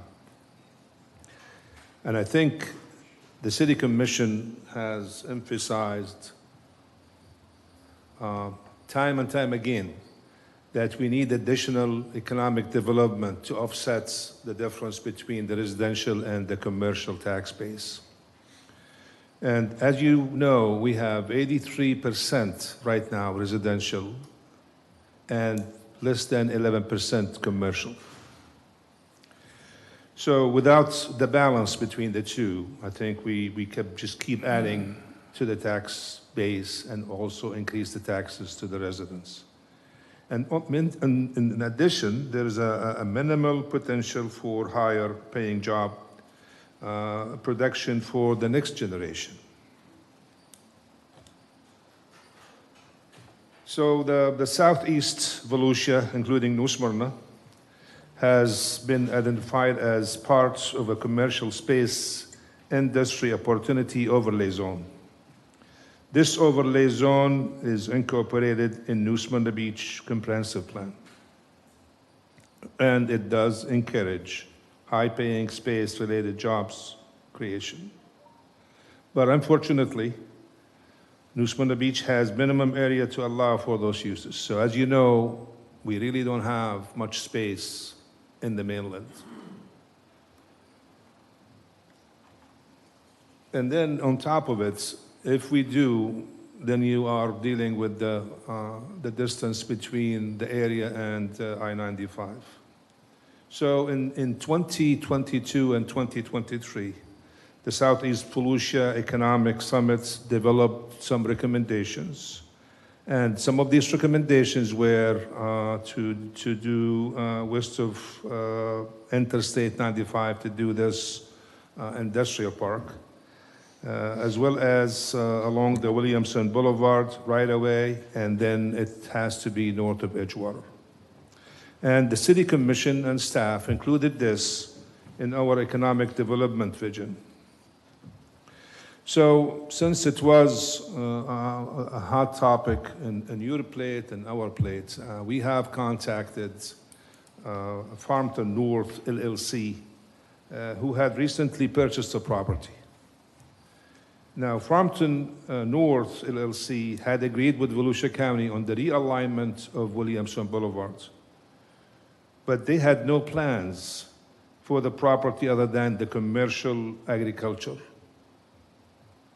So the present use and minimal tax base for this would be just the bona fide commercial agriculture, which is the timber and cattle. But Farmington North agreed to participate in meetings with us to discuss potential business park, along with a plan for sustainable mixed use on the parcel. So this innovation park involves a discussion group, which it had the city manager's office, development services, also the economic development director, as well as the Farmington North, their planners, traffic engineer, and their attorney. And we spent over 6 months on discussion on what goes on the sites and what are our needs in terms of economic development. I have mentioned in the past, some of the problems we have is we get, whether it's companies, manufacturers, that they want to relocate to New Smyrna Beach, but the problem is we don't have space. That's number one. Number two is we are not welcoming. And I said that before, and I mean that. So they come in, a business come in, and all of a sudden it's we don't want it in this side of town. We don't want it next to this neighborhood. So they have to deal with all this residential complaint, number one, and then also to deal with the permitting process. So the two issues, not having a sites, and then also they have to deal with the other issues. So the idea behind this is that if you have this industrial park and you have it a pad ready, where if you are relocating to this area, all you have to do is you have to get a building permit. So you don't have to deal with all the permitting process, all the approvals. And I think that would be an incentive to somebody who's trying to relocate to New Smyrna. So when we met with the group and the staff, I have indicated to them that we would like to see an area for industrial park. That's my number one goal. Number two, as the city moves westwards, we need some recreational activities. So I don't have any sport complex or any sport fields west of town. So we have indicated to them that we would like to see an area for a mini sport complex. So then that's on the plan. The other thing is a community center. So all our community centers, they are east of 95. We have one on Flagler, and then we have, Babe James.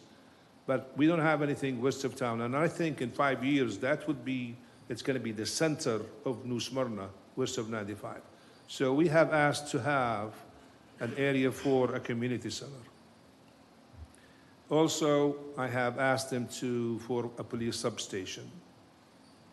Our police station is out, in industrial, but eventually I need something westward. So that is an area for a substation there. And also the project will have a mixed-use commercial and residential as well. This is a very interesting project, as I mentioned, and so what we have is I'm going to have each one of the group to speak about their portion of the involvement of this project. So I'm going to ask our Development Services Director to talk about the planning side of this project. So Mr. Corbin will come in and will follow, and then we will have the traffic engineer and also their attorney, and then our assistant city manager will close it off on the benefits of this project at the end of the presentation. So, Shane? So we have Shane Corbin, who is our reasonably new Director of Development Services. Good morning. Thank you. Good morning. So,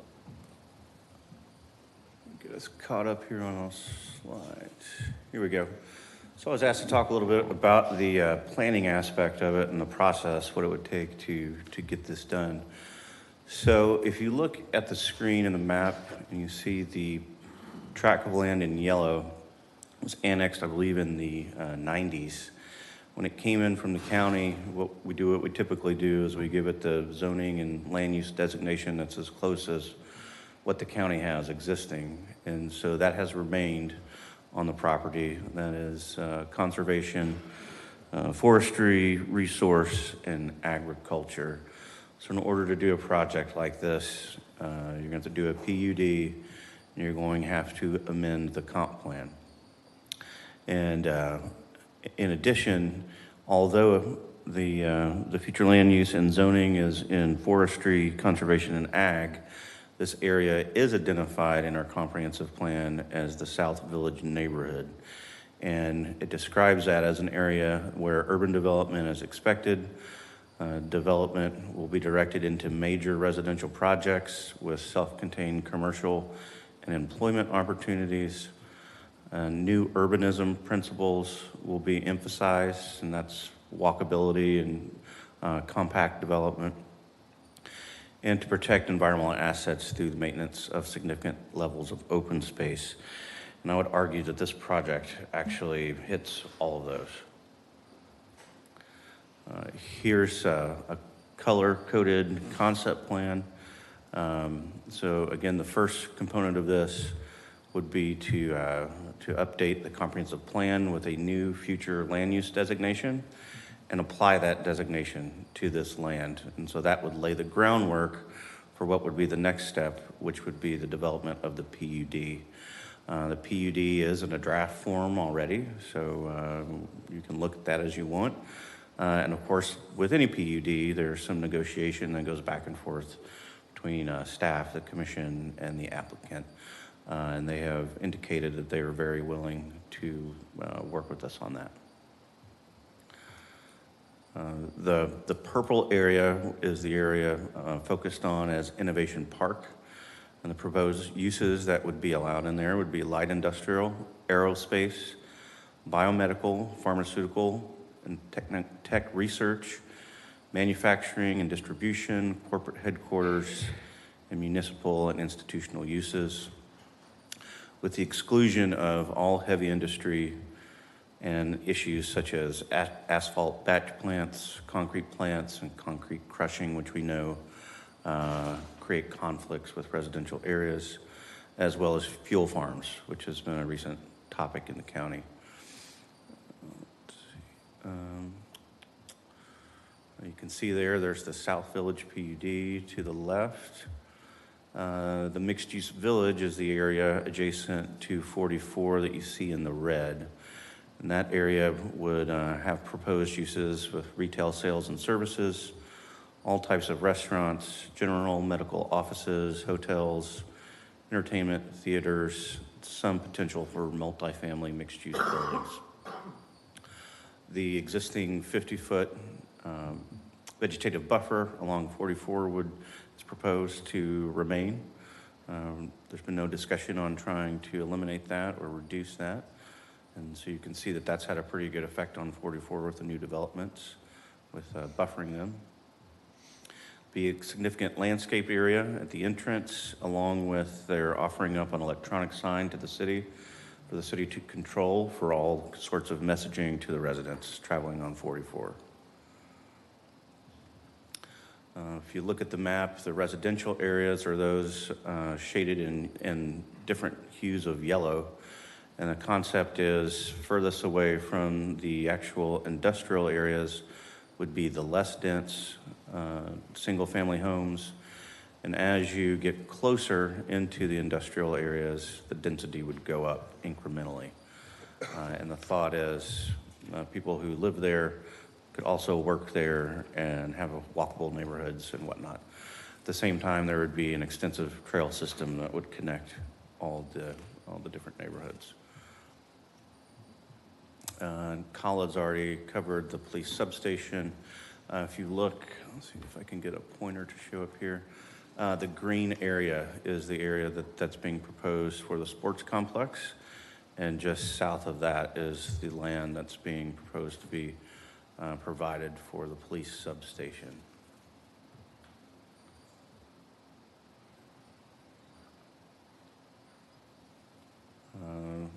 Actually, I think that's all of my section. I don't know if we want to wait to the end for comments. Yep, easy, Mr. Storch. Have a seat. We'll get to you. Anybody else from the commission? I'm sure this is an amazingly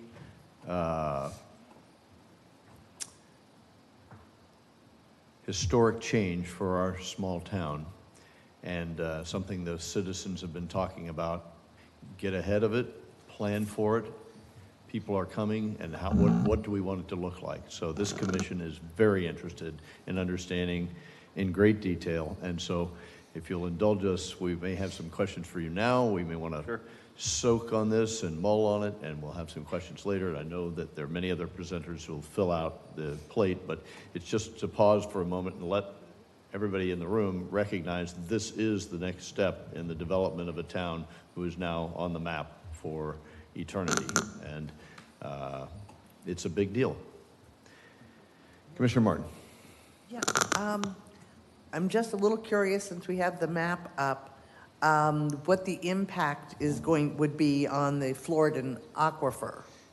I know that those uplands from that area contribute a lot. It's a recharge area, and I'm not sure where the existing wetland mitigation plots are in relation to this map.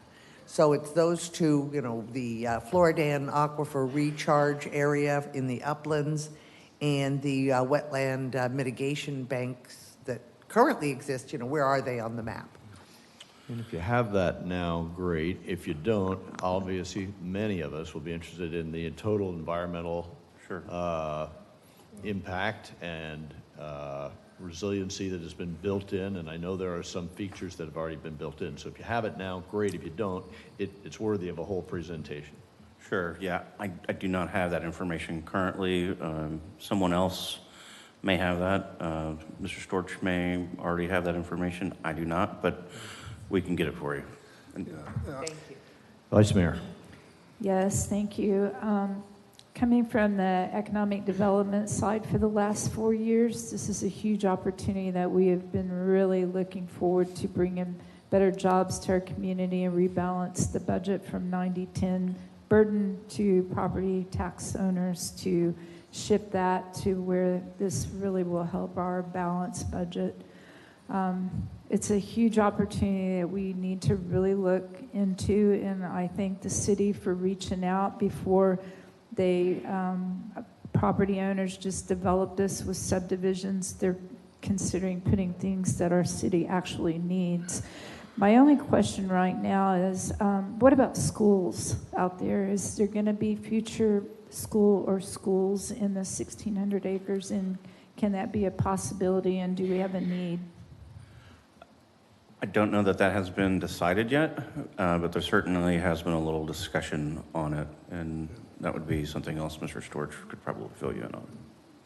Vice Mayor, I could tell you say this. I know the Volusia School Board had a property in Venetian Bay for proposed future schools, and they have not actually used that or wanted to use it. I think we reached out to them. This was about probably, I would say, between 9 months to a year ago, just to see where they're at with it, and they had no use at this point. However, when this project goes, I mean, it's going to go through an extensive review, whether environmental, schooling, traffic, and all that. I mean, it's going to go through a whole process. This is just a concept, so. What's the total number of new housing that will be in that? Do you have a grand total, including the? I think there is an estimate. Let's see. Non-residential uses, so that'd be all commercial and industrial, would be capped at 6 million square feet. And the residential units would be capped at 2,150. Again, this is just the conceptual phase, so those numbers are subject to change. to compare that to Edgewater and then another, and the amount of homes going into there, that is a huge positive in my opinion. Only 2,100 versus thousands. So this looks good. Thank you, Shane. Thank you, ma'am. Commissioner McGurk. Thank you, Mayor. Excuse me.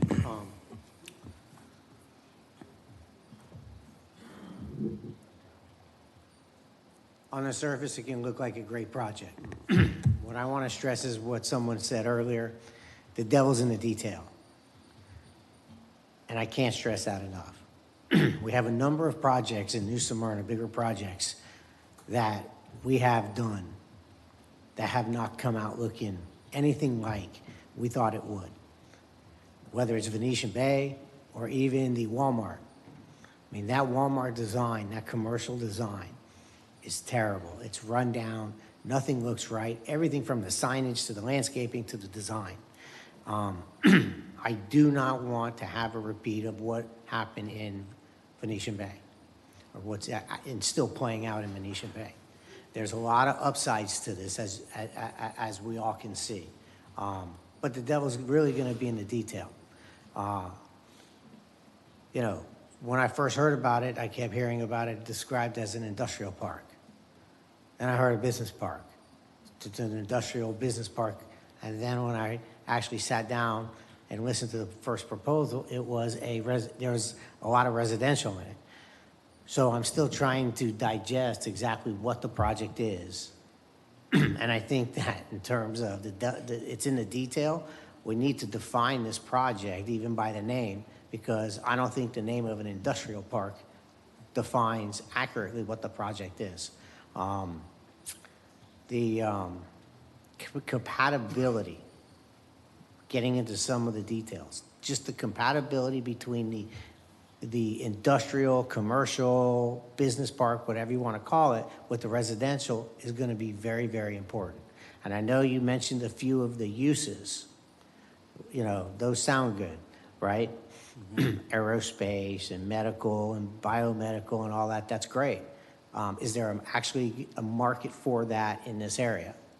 I don't know. That's one of the details as this discussion plays out over the next months and years. I'm gonna be questioning, because I don't want a pie in the sky and it not be delivered. We do need a lot of space for construction and maintenance-based businesses. So I'm curious, we set up an industrial or a business park. What exactly? I don't want to hear biomedical and aerospace, and then what we actually have is something totally different. That's not bad. There's a lot of small businesses, everything from AC and plumbing and roofing companies. There's no supply of land for them.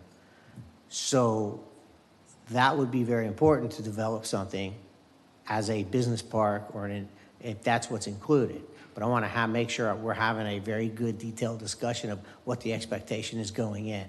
And that's simply because historically, and there's no one specific to blame, it's just the way it's played out over the years.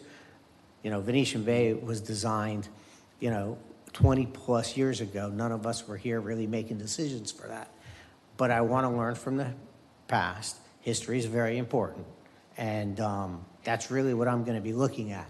The upside is obvious and very clear, but I want to pay attention to how we make sure we get a very good, detail-oriented project. And phasing is also one of the things that I'm going to want to pay close attention to.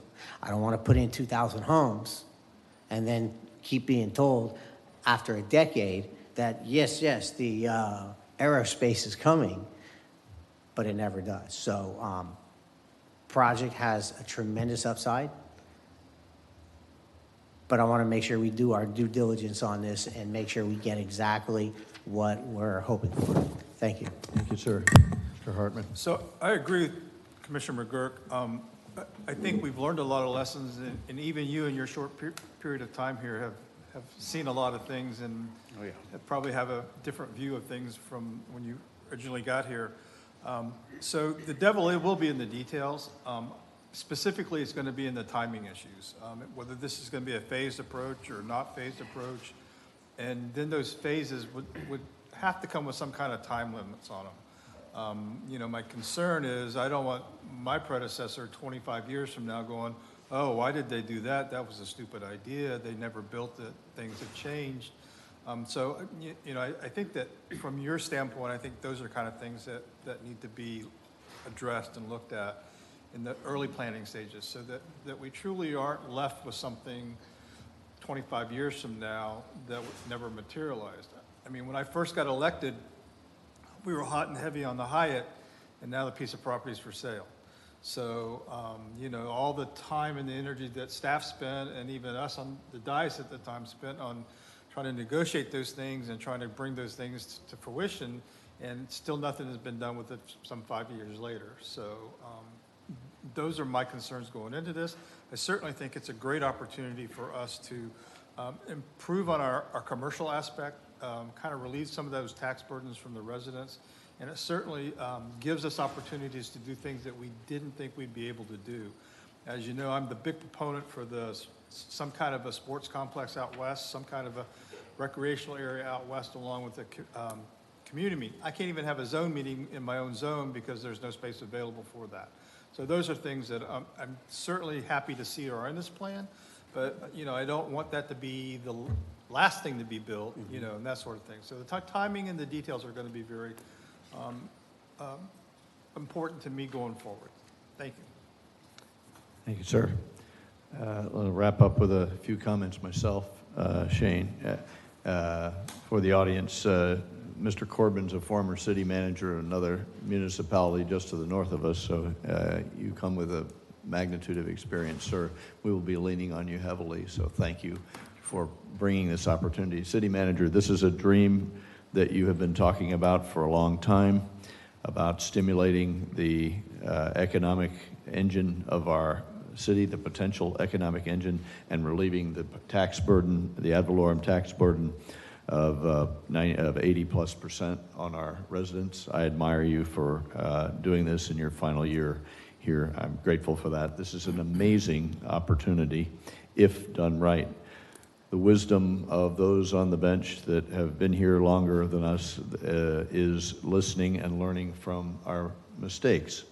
And so it doesn't go past me too fast when I hear both Randy and Jason talk about not doing twice what we've done poorly the first time. And so we are wiser now for having gone down that road before. With that said, as I'm told, 55 acres of green space offered up as an opportunity for the city and you know, to use as they will with trails and parks and sports complexes and amenities that the West certainly needs. It's my view that in 10 years, the center of our city will be out west near 95 or past 95.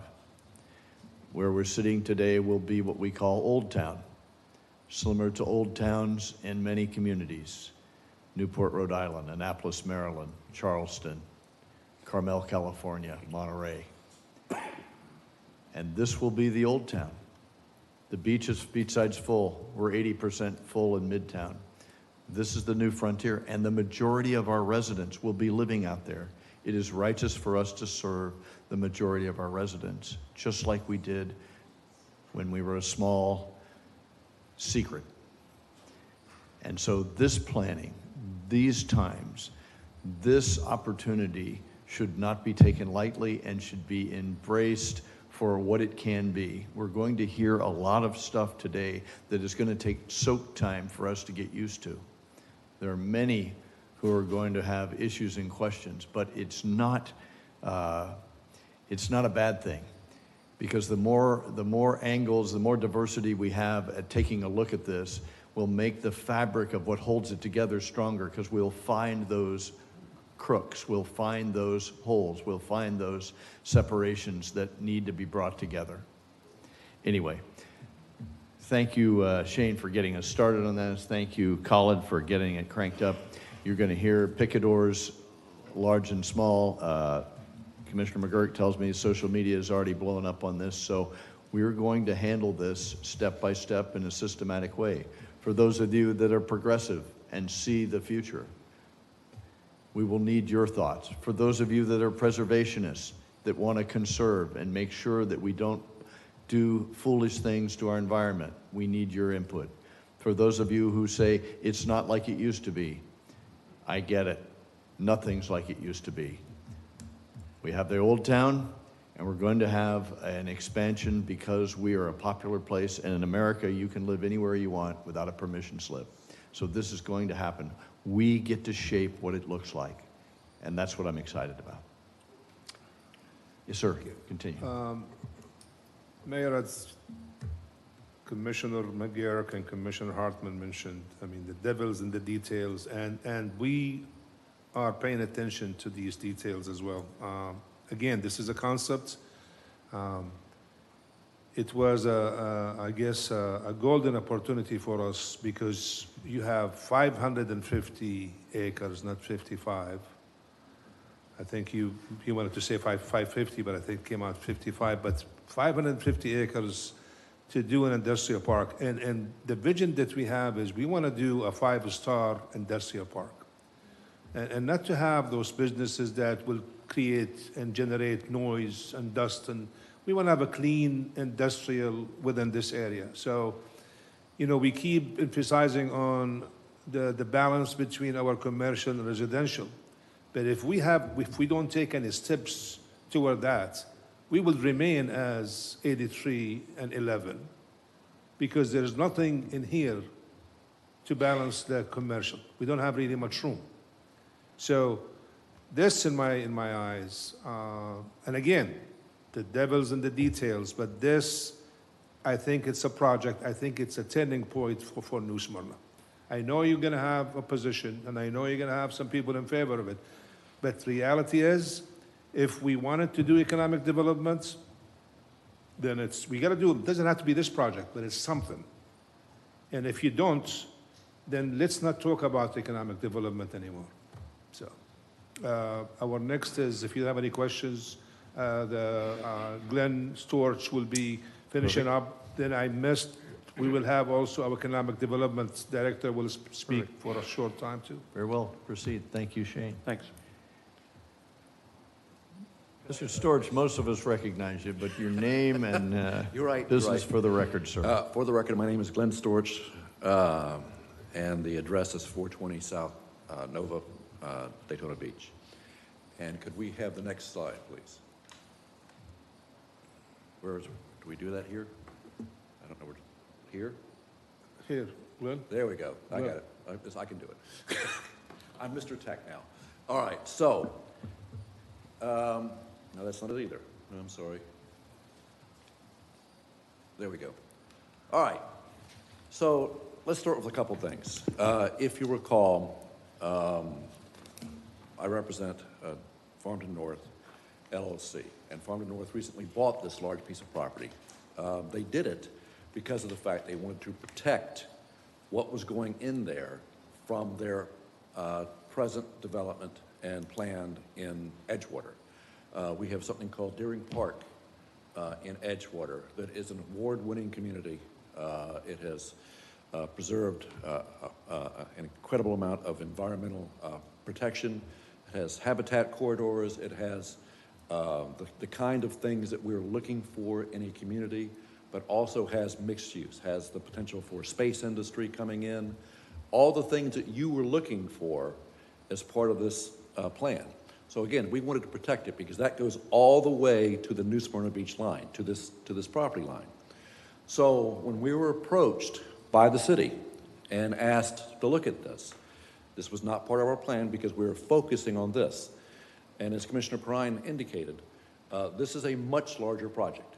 This is a project that I think is allowed to have up to, Deering Park North itself is 6,600 units, and then Deering Park Center is around 1,800. Deering Park Center is around 1,800 if I remember correctly. So it's a large project in Edgewater that will also be utilizing the Williamson corridor as well. But this project, and if I can go back to this is the sort of thing that you need to look at as a whole. we were told that you really want to have corporate offices, light industry, an area for things to go in, which you don't have right now in New Smyrna. You have no place for this to go. And so what we looked at is we focused on that, and we focused on the kind of industry you're looking for and some of those details that Commissioner McGurk is talking about, because we agree. Those things have to be written down. They have to be in the PUD itself, because that is a contract between the city and the landowner. But you fortunately, like I say, have a landowner who's willing to work with you in this case, because we have no real plans for this. The goal here is if we can work together to plan this appropriately, this goes in. I mean, ultimately, it's gonna have to be changed in zoning and comprehensive plan anyway, because you annex this property, you put it in your South Village neighborhood, but you didn't ever put your comp plan on it, which you are usually required to do within a year, and you never put a zoning on it, which again, you're usually required to do within a year. So ultimately, something's going to be done with the site anyway, and it's not going to be ag. We know that. You're not going to designate this as ag, because this is the last major piece of property in New Smyrna, and it's at the corner of 44 and 95. So it has all these advantages to it. And of course, it also has Williamston Boulevard that will go right through the middle of it. It has all these advantages to it that need good planning. So some of the details we've talked about that are probably not in the PUD yet, but we're making a stipulation because I've heard some of the comments. Some of those details would be the PUD would require neighborhood interconnection. That's something we've learned from Venetian Bay. And minimization of cul-de-sacs. That's something that has been recommended to us. It would require enhanced parking standards, because again, that's one of the things we've heard as concerns on those things. So the residential side would be that. But secondly, on top of that, as we've talked about, phasing is important. The residential component of this is not really important to us at this point, because we are concentrating on Deering Park right now.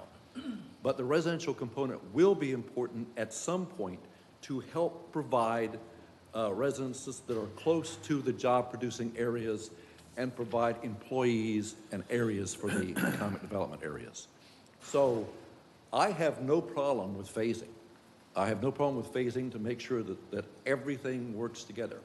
Because the other thing that's important is if you have people living there, we want them to be able to get to the restaurants. We want them to be able to get to the commercial areas. We want them to be able to get to the job-producing areas closely. We want them to be able to bicycle, use electric vehicles if possible, other things that you can do to make this a better community. But all those things have to be simultaneous, because you just can't have residential going in there by itself. So again, I have no problem with phasing requirements whatsoever. Some of the other important things I should point out, like I say, is this has to be consistent with Deering Park. That was our major goal. I know your goal, we can meet your goals as far as your corporate center, your business park. And by the way, what we're calling this is Innovation Park, because it's not just an industrial, it's not just business, it's all those things that we're looking for to make this special for the city of New Smyrna Beach. And it ties into what we're doing in Deering Park, which we call living and working in a park. So one of the things we do is we're trying to provide those environmental areas that we've talked about. Let me talk about a couple things. So one of the things we can add to, you're concerned about the aquifer in this location. We can add prohibition of wells in these areas as far as no additional wells. Because when this is done, there'll be no need for wells. Right now, under ag, you can put wells in that site, left and right. So that's the other thing you can do, and which is what we've done with all of Deering Park, all of Farmington. No individual wells are permitted. I've worked hard to try to preserve the aquifer in these areas. And one of the things we've tried to do is to try to create this in such a way where any public wells do not have an impact. The major impact with public wells right now, especially in New Smyrna and along these coastal areas, is saltwater upconing. And The thing to do is either to have wells that are very small intake as far as the amount of water, and then spacing them out, or to space them much further into the interior. Because if you have them close, and your wells right now, some of your wells right now are close to the interstate, those wells have a tendency to draw salt water and then damage the aquifer itself. So that's the thing we have to prevent, and we will work with you on that. From an environmental standpoint, like I say, we have planned large vegetation areas throughout this area. In fact, just to let you know, we have about 360 acres right now provided for as preservation in this area. I should point out from what I just heard from Deb's presentation, that that's 360 acres, which is more than you've been able to acquire and preserve for over $20 million in 20 years. So that's what you get for free. That's part of this. Not because of the fact that this is some kind of trade-off, it's because of the fact this is how we like to design projects. The project below this, and all this would be attached to this, we create this as habitat corridors. The habitat corridors would then tie into the habitat corridors in Deering Park. That's about 3,700 acres we preserved there. And then that would tie into the habitat corridors in Farmington. There's over 45,000 acres of habitat corridor we've preserved there. So the whole thing would be part of a system as opposed to individual developments. That's the way you try to create environmental preservation. Again, some of the things we've talked about as far as tying this into Deering Park itself is that we're using the same sort of standards, which is, you know, we're trying to do mixed use and job creation near the residential, because that's important. Because otherwise you have basically a commuter society. That's not what we're trying to create here.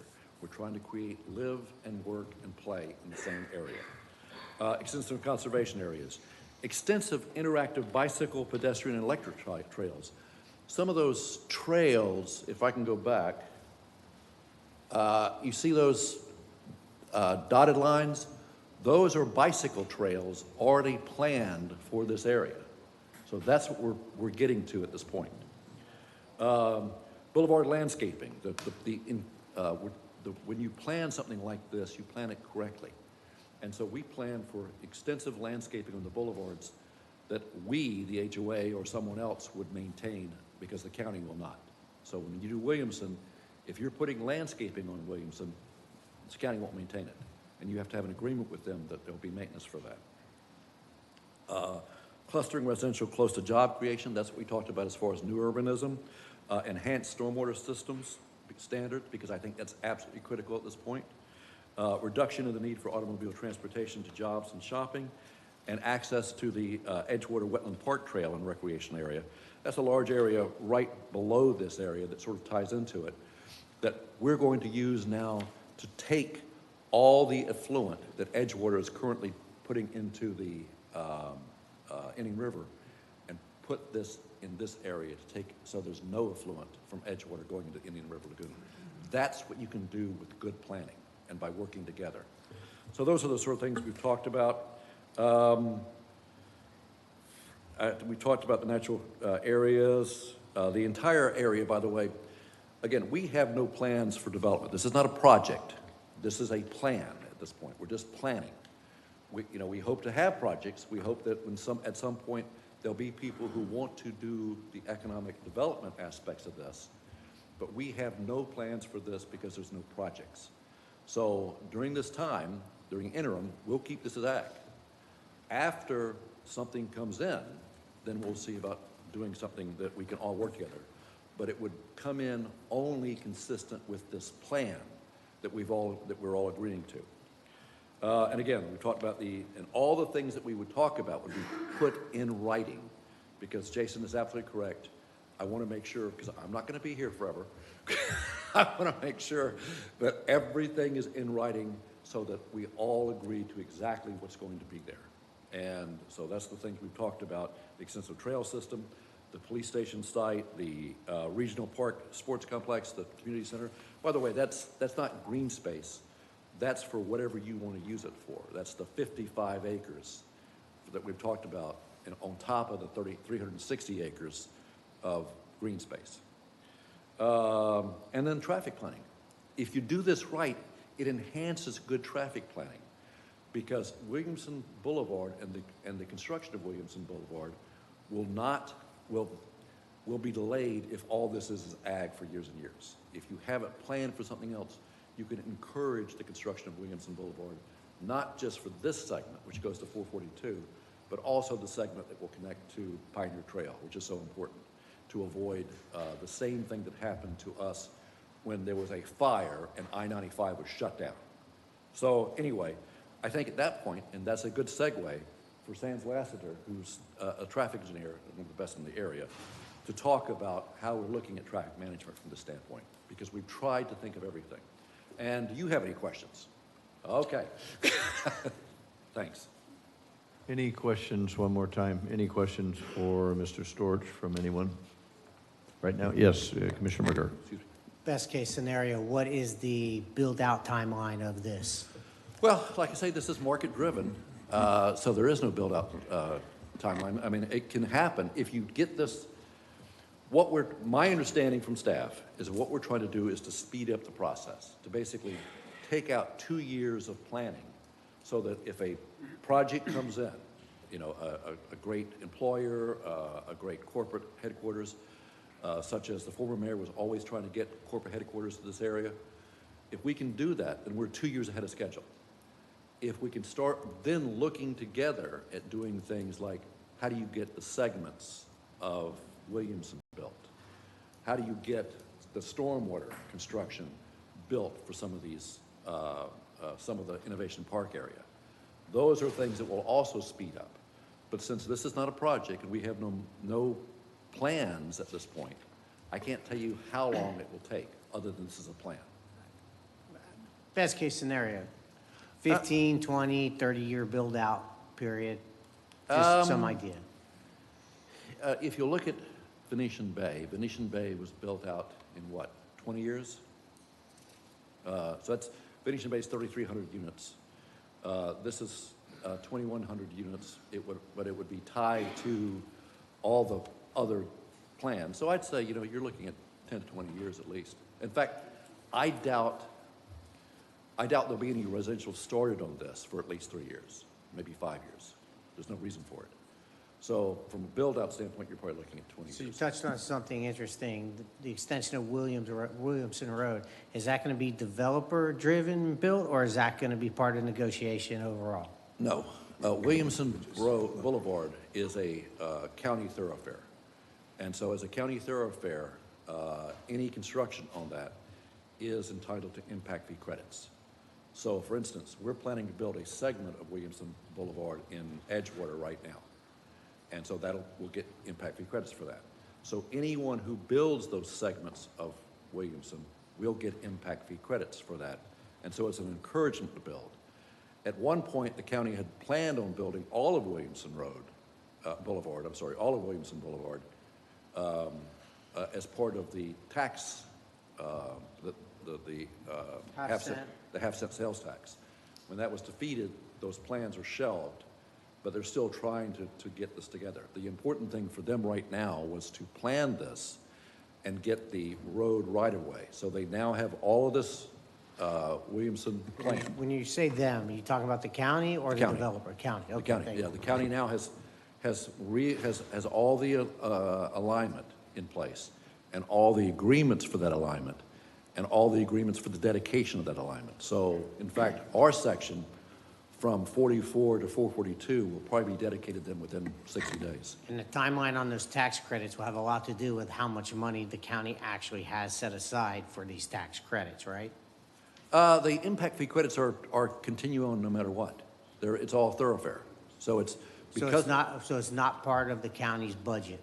No, it's not part of the county's Okay. budget. Thank you for that Yeah, clarification. you're entitled to the impact fee credits if you build a segment of the thoroughfare. Thank you. You're welcome. Any other questions from any commissioner? Glenn, would you represent your client who owns this property and the property in Edgewater? Could you say some words about what their motivation was to do this? Previously, you mentioned something about it could have been ranchettes with sewers and stuff like that, with septic I'd be tanks. glad to. So Make that public for I'll everybody. make it fast. So the bottom line is my client owns 70,000 acres, basically. all right? So it owns everything from 44 almost to Titusville. And they had owned most of this property since 1926. At one point, they were, they're in the timber business. And so the timber business was changing, and the timber business was was moving further north, and so the timber business was going to be unprofitable. And so they, like every other timber producer, was getting ready to sell all their lands. Georgia Pacific sold them, Union Pacific sold them, all their lands, and they sold them for ranchettes, 10 to 20 acre ranchettes on dirt roads, no economic value, no habitat value, no environmental value. They had this plan for that. They had most of their property already subdivided into ranchettes with dirt roads already in place, individual wells, thousands of wells and septic tanks that would have gone in those areas. But instead, because of the fact they'd had the land for so long, and this is a family-owned business as much as anything else, they decided to look at the other option. And the other option was, why don't we look at planning this and creating a legacy, something that's important for the area, something that we can understand. And the name Deering is the family name. So Deering is, no members of the family still have that name. They've been intermarried, but the name Deering was very important because that was Deering Tractor and McCormick Thresher. And those two companies merged to form International Harvester. And that's where this family came from. And they've always been very environmentally conscious. They've always been very good to work with. And so when we were able to work with them to do the Farmington Local Plan, which, as I say, preserved 45,000 acres of land without cost to the citizens, just by doing good planning, that's the sort of thing that we're looking at. And that's an award-winning plan as well as you can imagine. And instead of that, we're going to have clustered communities that have real economic development, real tax benefits, and a single a single utility, all utility, no wells and septic tanks. So that's the sort of thing that we have looked at for everything we've done. The projects in Edgewater have followed through on that, and we look forward to working with the city, if not now, then at some other point in the future, to do something special with this area. If it doesn't work out, we understand, but we think it's important if you have an opportunity, as the mayor has indicated, we work together to solve that opportunity. And I think you have an opportunity now because of the fact there are no plans, there's no pressures as far as a mortgage on this thing, that we work together and find out what we can do. Okay, does that help? Thank you, sir. It sure did. Appreciate that. Good morning, I Good think. morning, sir. Still morning, yes. Just your Sans- name and business address for the Yes. record. Sans Lassiter, Lassiter Transportation Group, now known as LTG. Our offices are in 1450 West Granada, Ormond Beach. Those are our corporate offices. We have offices in Melbourne and Jacksonville as well. I think there's another slide. Do I force it here?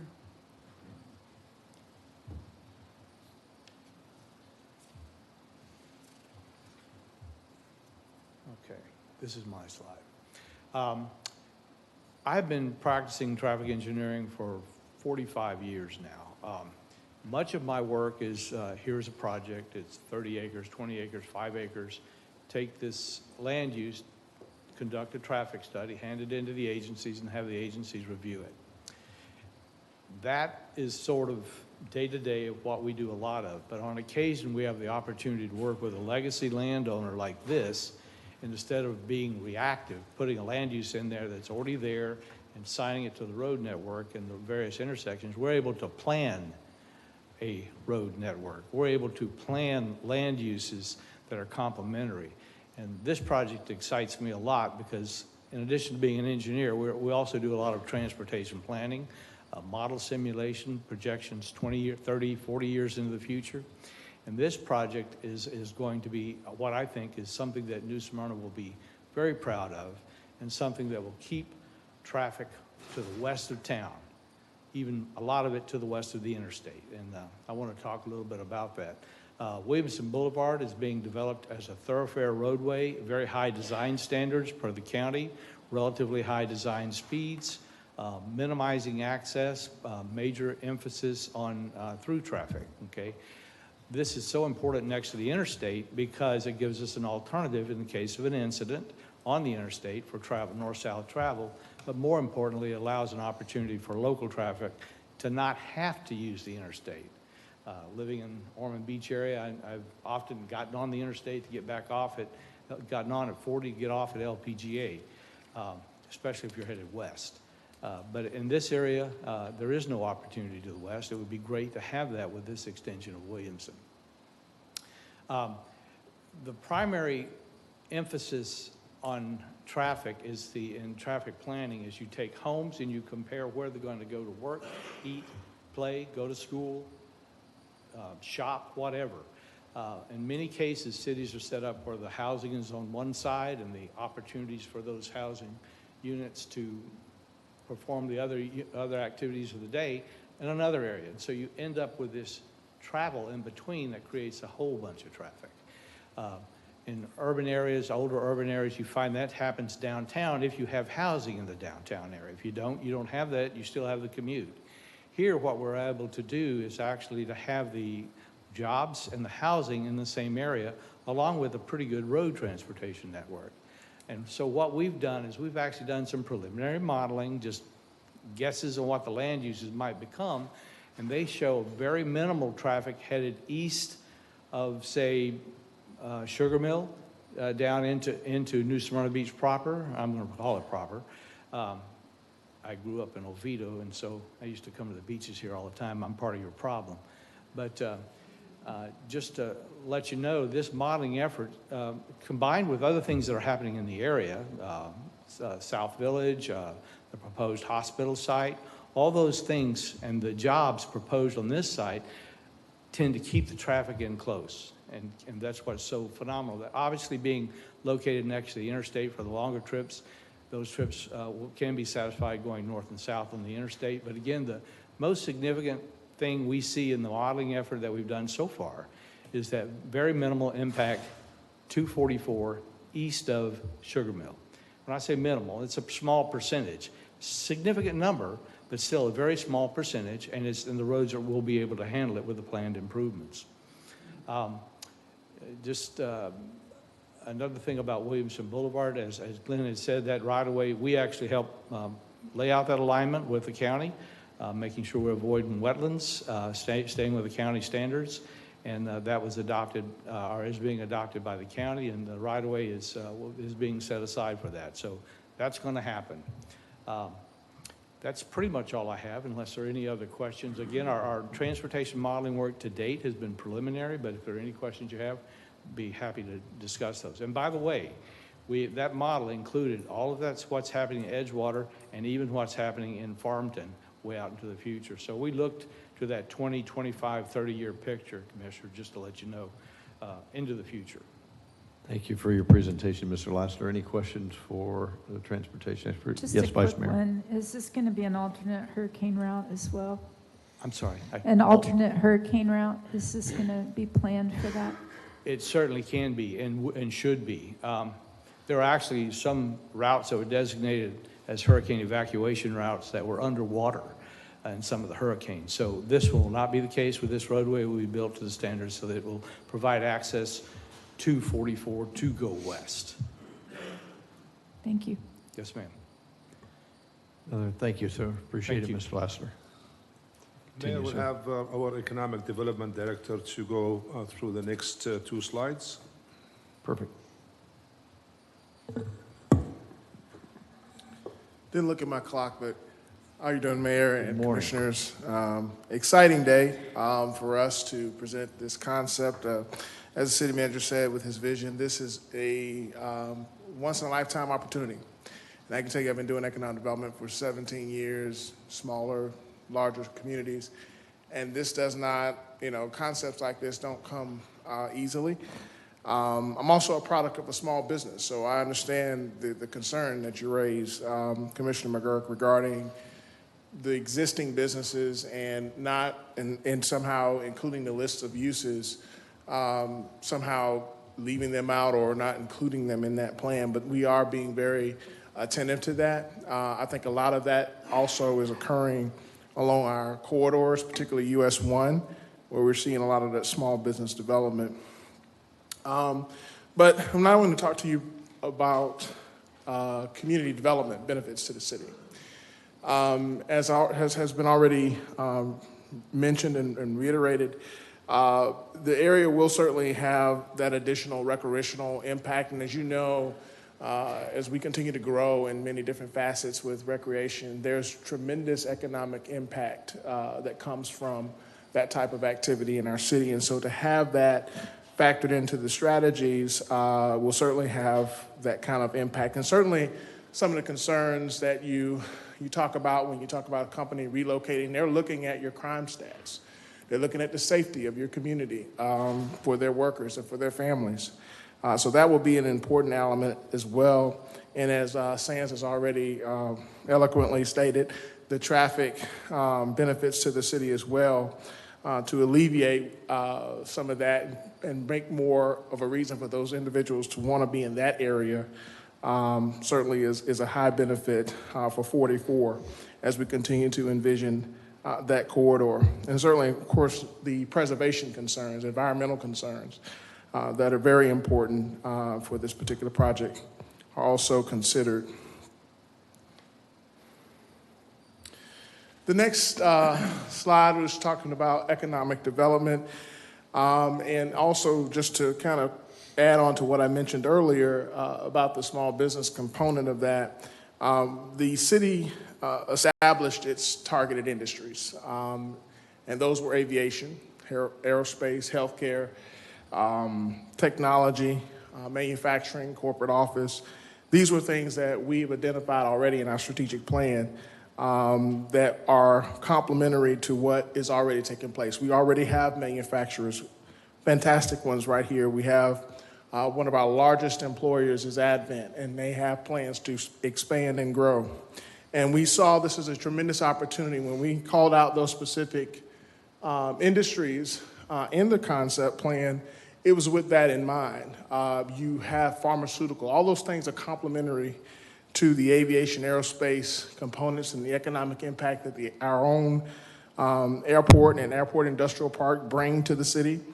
So these are all complementary industries of what we've already had. But one of the things I noted recently after attending Florida Chamber of Commerce Technology and Innovation Summit, Florida has now moved to become the 14th largest economy in the world, not the US, in the world, with a $510 billion gross domestic product.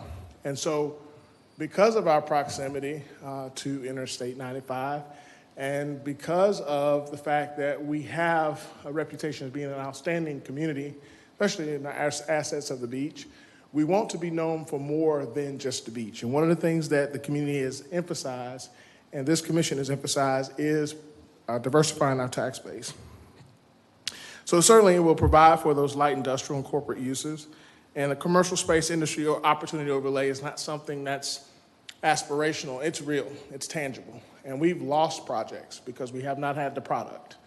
I have our partners in the room, I believe they're still here, Team Volusia, SVMTC, of course, the Chamber of Commerce, and we can attest to the fact that product is essential. And timetables are essential for site selectors. No longer is it the day where 2 years, 3 years, 4 years. I've had credible site selectors confirm these companies want to be operational 6 to 8 months, which is certainly curtailing the time that it would normally take for a company to become operational. And so eliminating that barrier and thinking ahead and having this concept in place will be putting us well ahead in that regard. Also, again, it is an opportunity for us to see New Smyrna Beach be known for a place to enjoy the beach, but also have a successful business. And that's what we really want, I think, ultimately, as a community.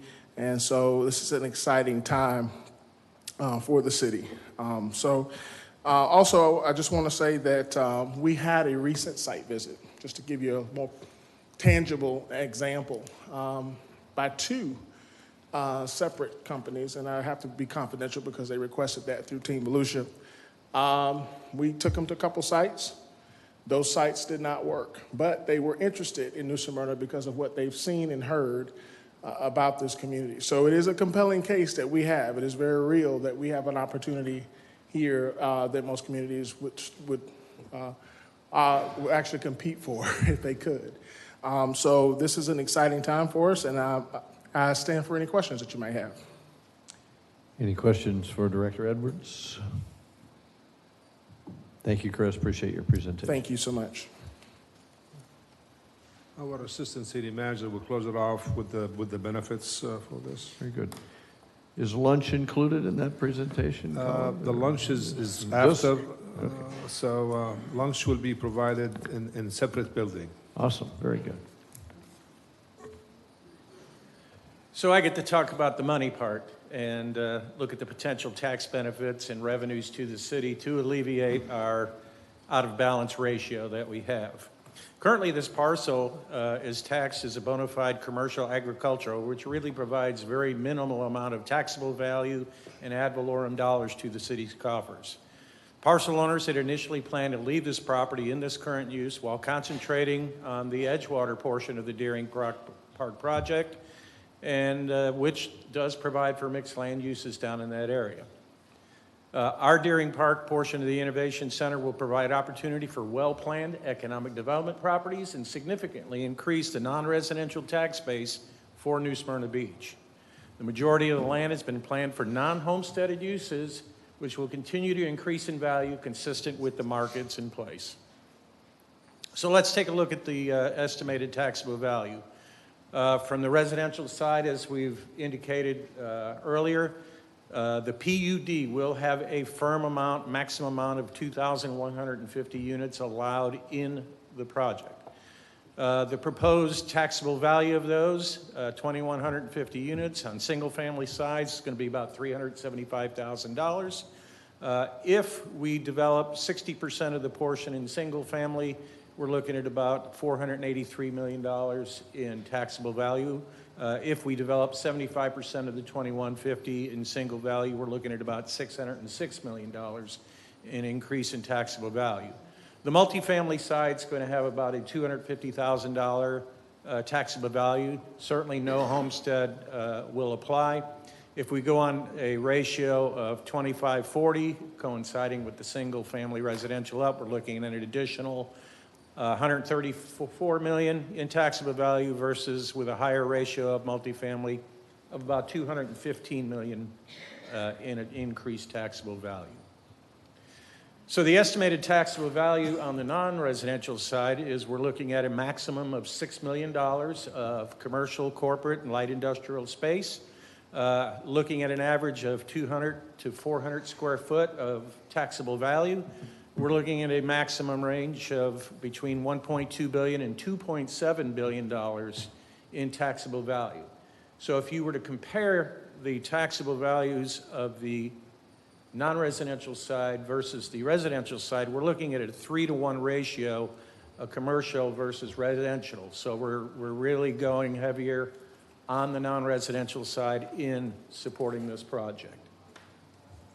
The potential total resident values, again, the range is $1.6 billion to $3.5 billion in new taxable value in this area. The current financial data of the city is as follows. Right now, we have a total taxable value of $6.4 billion, which based on our current millage rates, creates about $26 million in annual ad valorem dollars. That supports a current population of 31,450 and a general fund budget of about $41 million per year. The new data and the numbers that would be created on this development using an average of about $2.6 billion between the range would generate about $10.6 million in new ad valorem revenues to support an additional 6,000 residents. The 2,150 times the average household size of about 2.5 would equate out to about 6,000 new residents in the city. So that relates to a 20% population increase to be supported by a 41% increase in our ad valorem taxes. So the ratio of dollars supporting those new residents far outweighs the ratio of what's being supported now.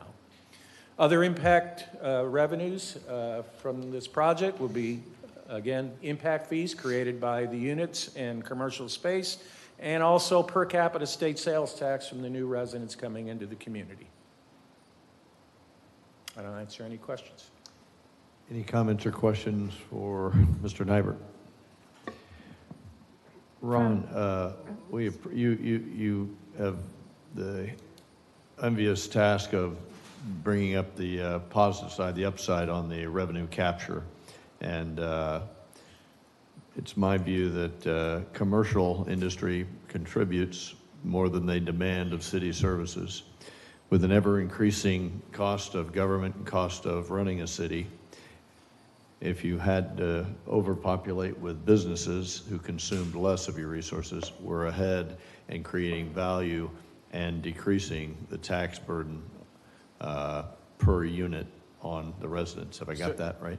Well, you first said that commercial provides more demand than residential. Less Okay. demand. You're correct.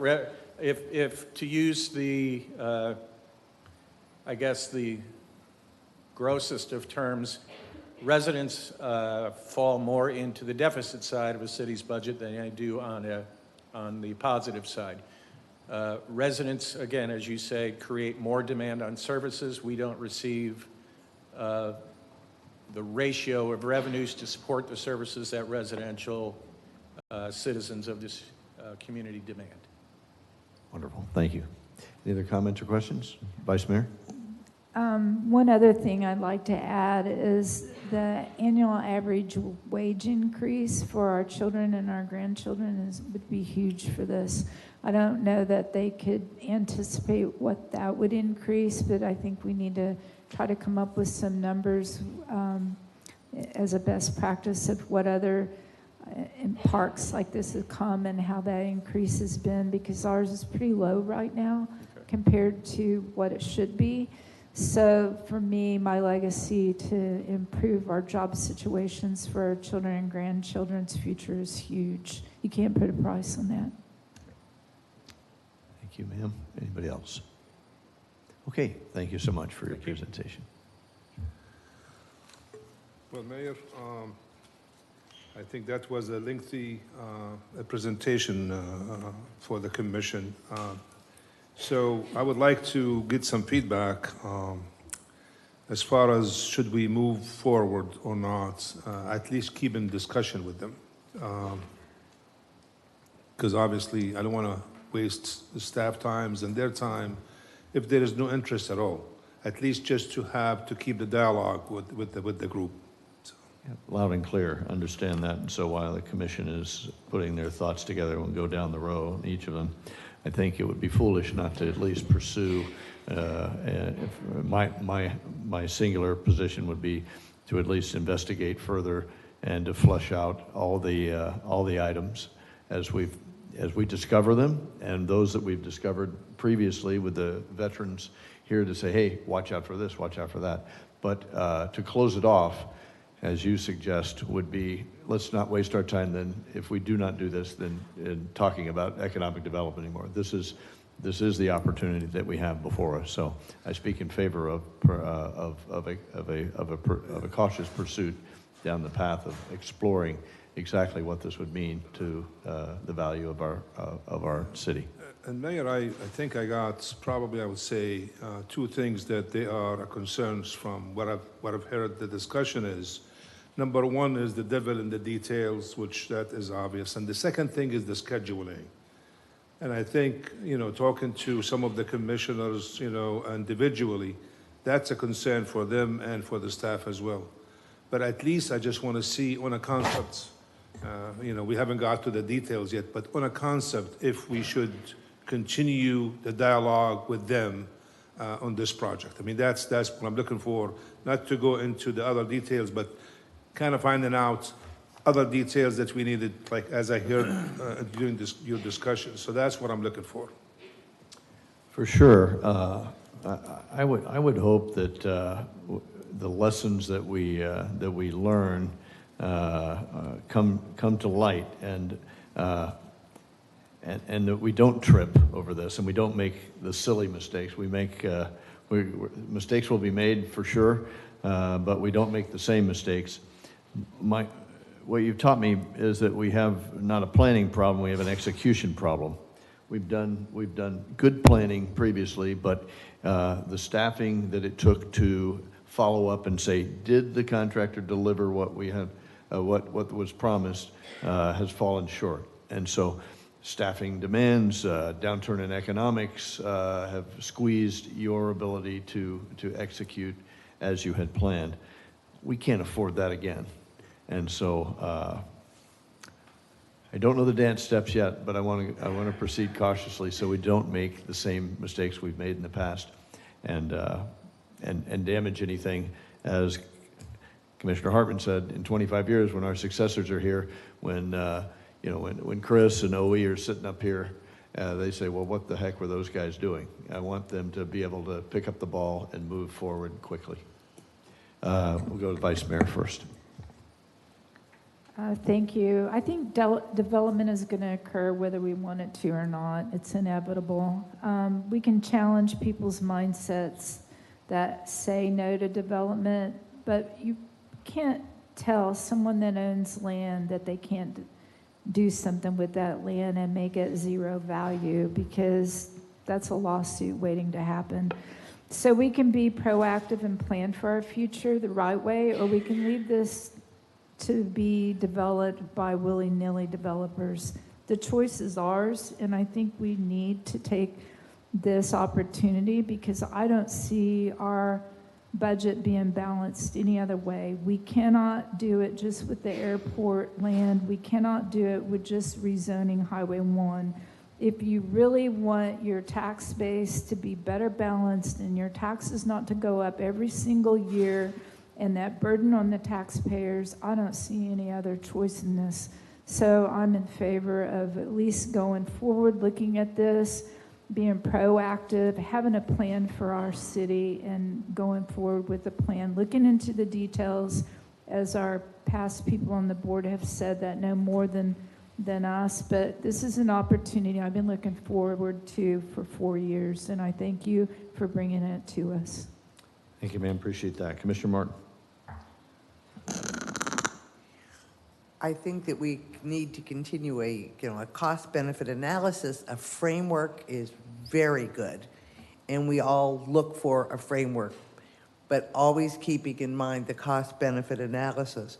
I know that property tax right now is 24.3% of our fiscal 24 adopted budget. So looking for revenue streams outside of property tax, I think is very beneficial. Again, the cost-benefit analysis. So for example, if we deplete more rapidly the Floridan aquifer and have to go to the alternative technologies to get drinking water, now we're impacting everybody and exacerbating that cost. So those types of trade-offs, I think we need to keep in mind as we move forward with a framework for this area. So, thank you. Thank you, ma'am. Appreciate that. Commissioner McGurk. Yes, I think it would be terribly short-sighted to not look at this, that the potential of this kind of development has on a piece of property that we know is going to get developed one way or the other. Thank you, sir. Mr. Hartman. So I support the concept also, because I think it's a very important part of the future and how we're going to deal with issues in the future.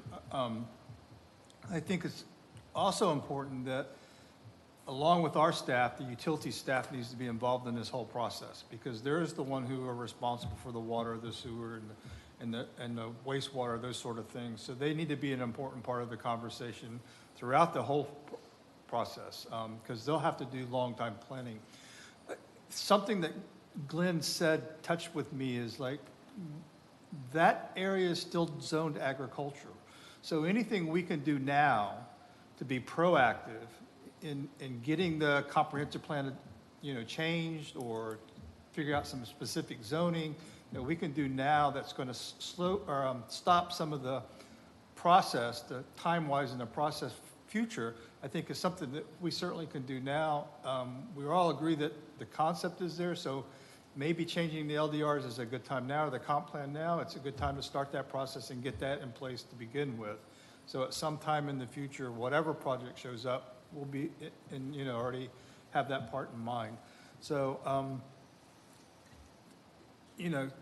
you and staff have committed a tremendous amount of time on this project so far. I certainly think it's something that we need to keep as a value going forward, and it's going to benefit the city on the whole, regardless of when it comes in, but it's sometime in the future. So I support it. Thank you, sir. Appreciate that. Just a show of hands of those in the room, staff and residents and businesses. Those that would like to walk away, raise your hands. Those who would like to move forward on this idea, raise your hands. Thank you. Appreciate that. Just a poll. This is our opportunity not to react, but to plan forward. This is our opportunity to make the future that we as New Smyrnans want. And so that's my 2 cents there.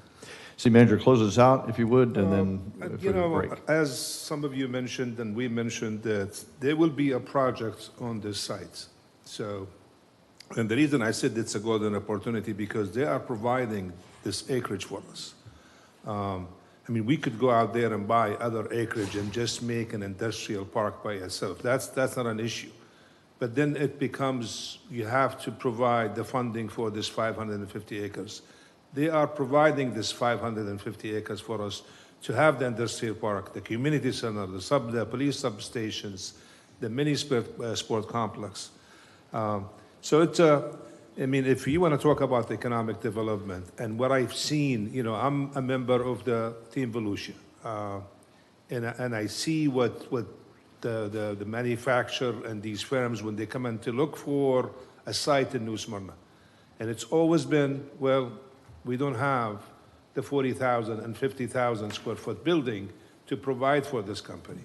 So if we wanted to make this change, and I think, as I mentioned, this is the turning point for us in terms of economic development. Otherwise, I think we just have to kind of keep the status quo and just talk about residential and commercial in terms of the ratio and just keep it the way it is. So, thank you for listening and for the support. Yes, sir. So you have the direction. Yes, you I have do. it clearly in your mind from each, and I think I do have the concerns and I do have the comments. So yeah, very good, very good. Thank you. So now, would you propose a recess for getting us nourished so we can continue for the afternoon? And what do you think about 30 minutes? How long? 30 minutes. Okay, we just have to take you to the next door for the lunch. So all right, very 30 good. minutes is fine. So we will reconvene at 12:24. Thank you very much. Appreciate it. We're recessed.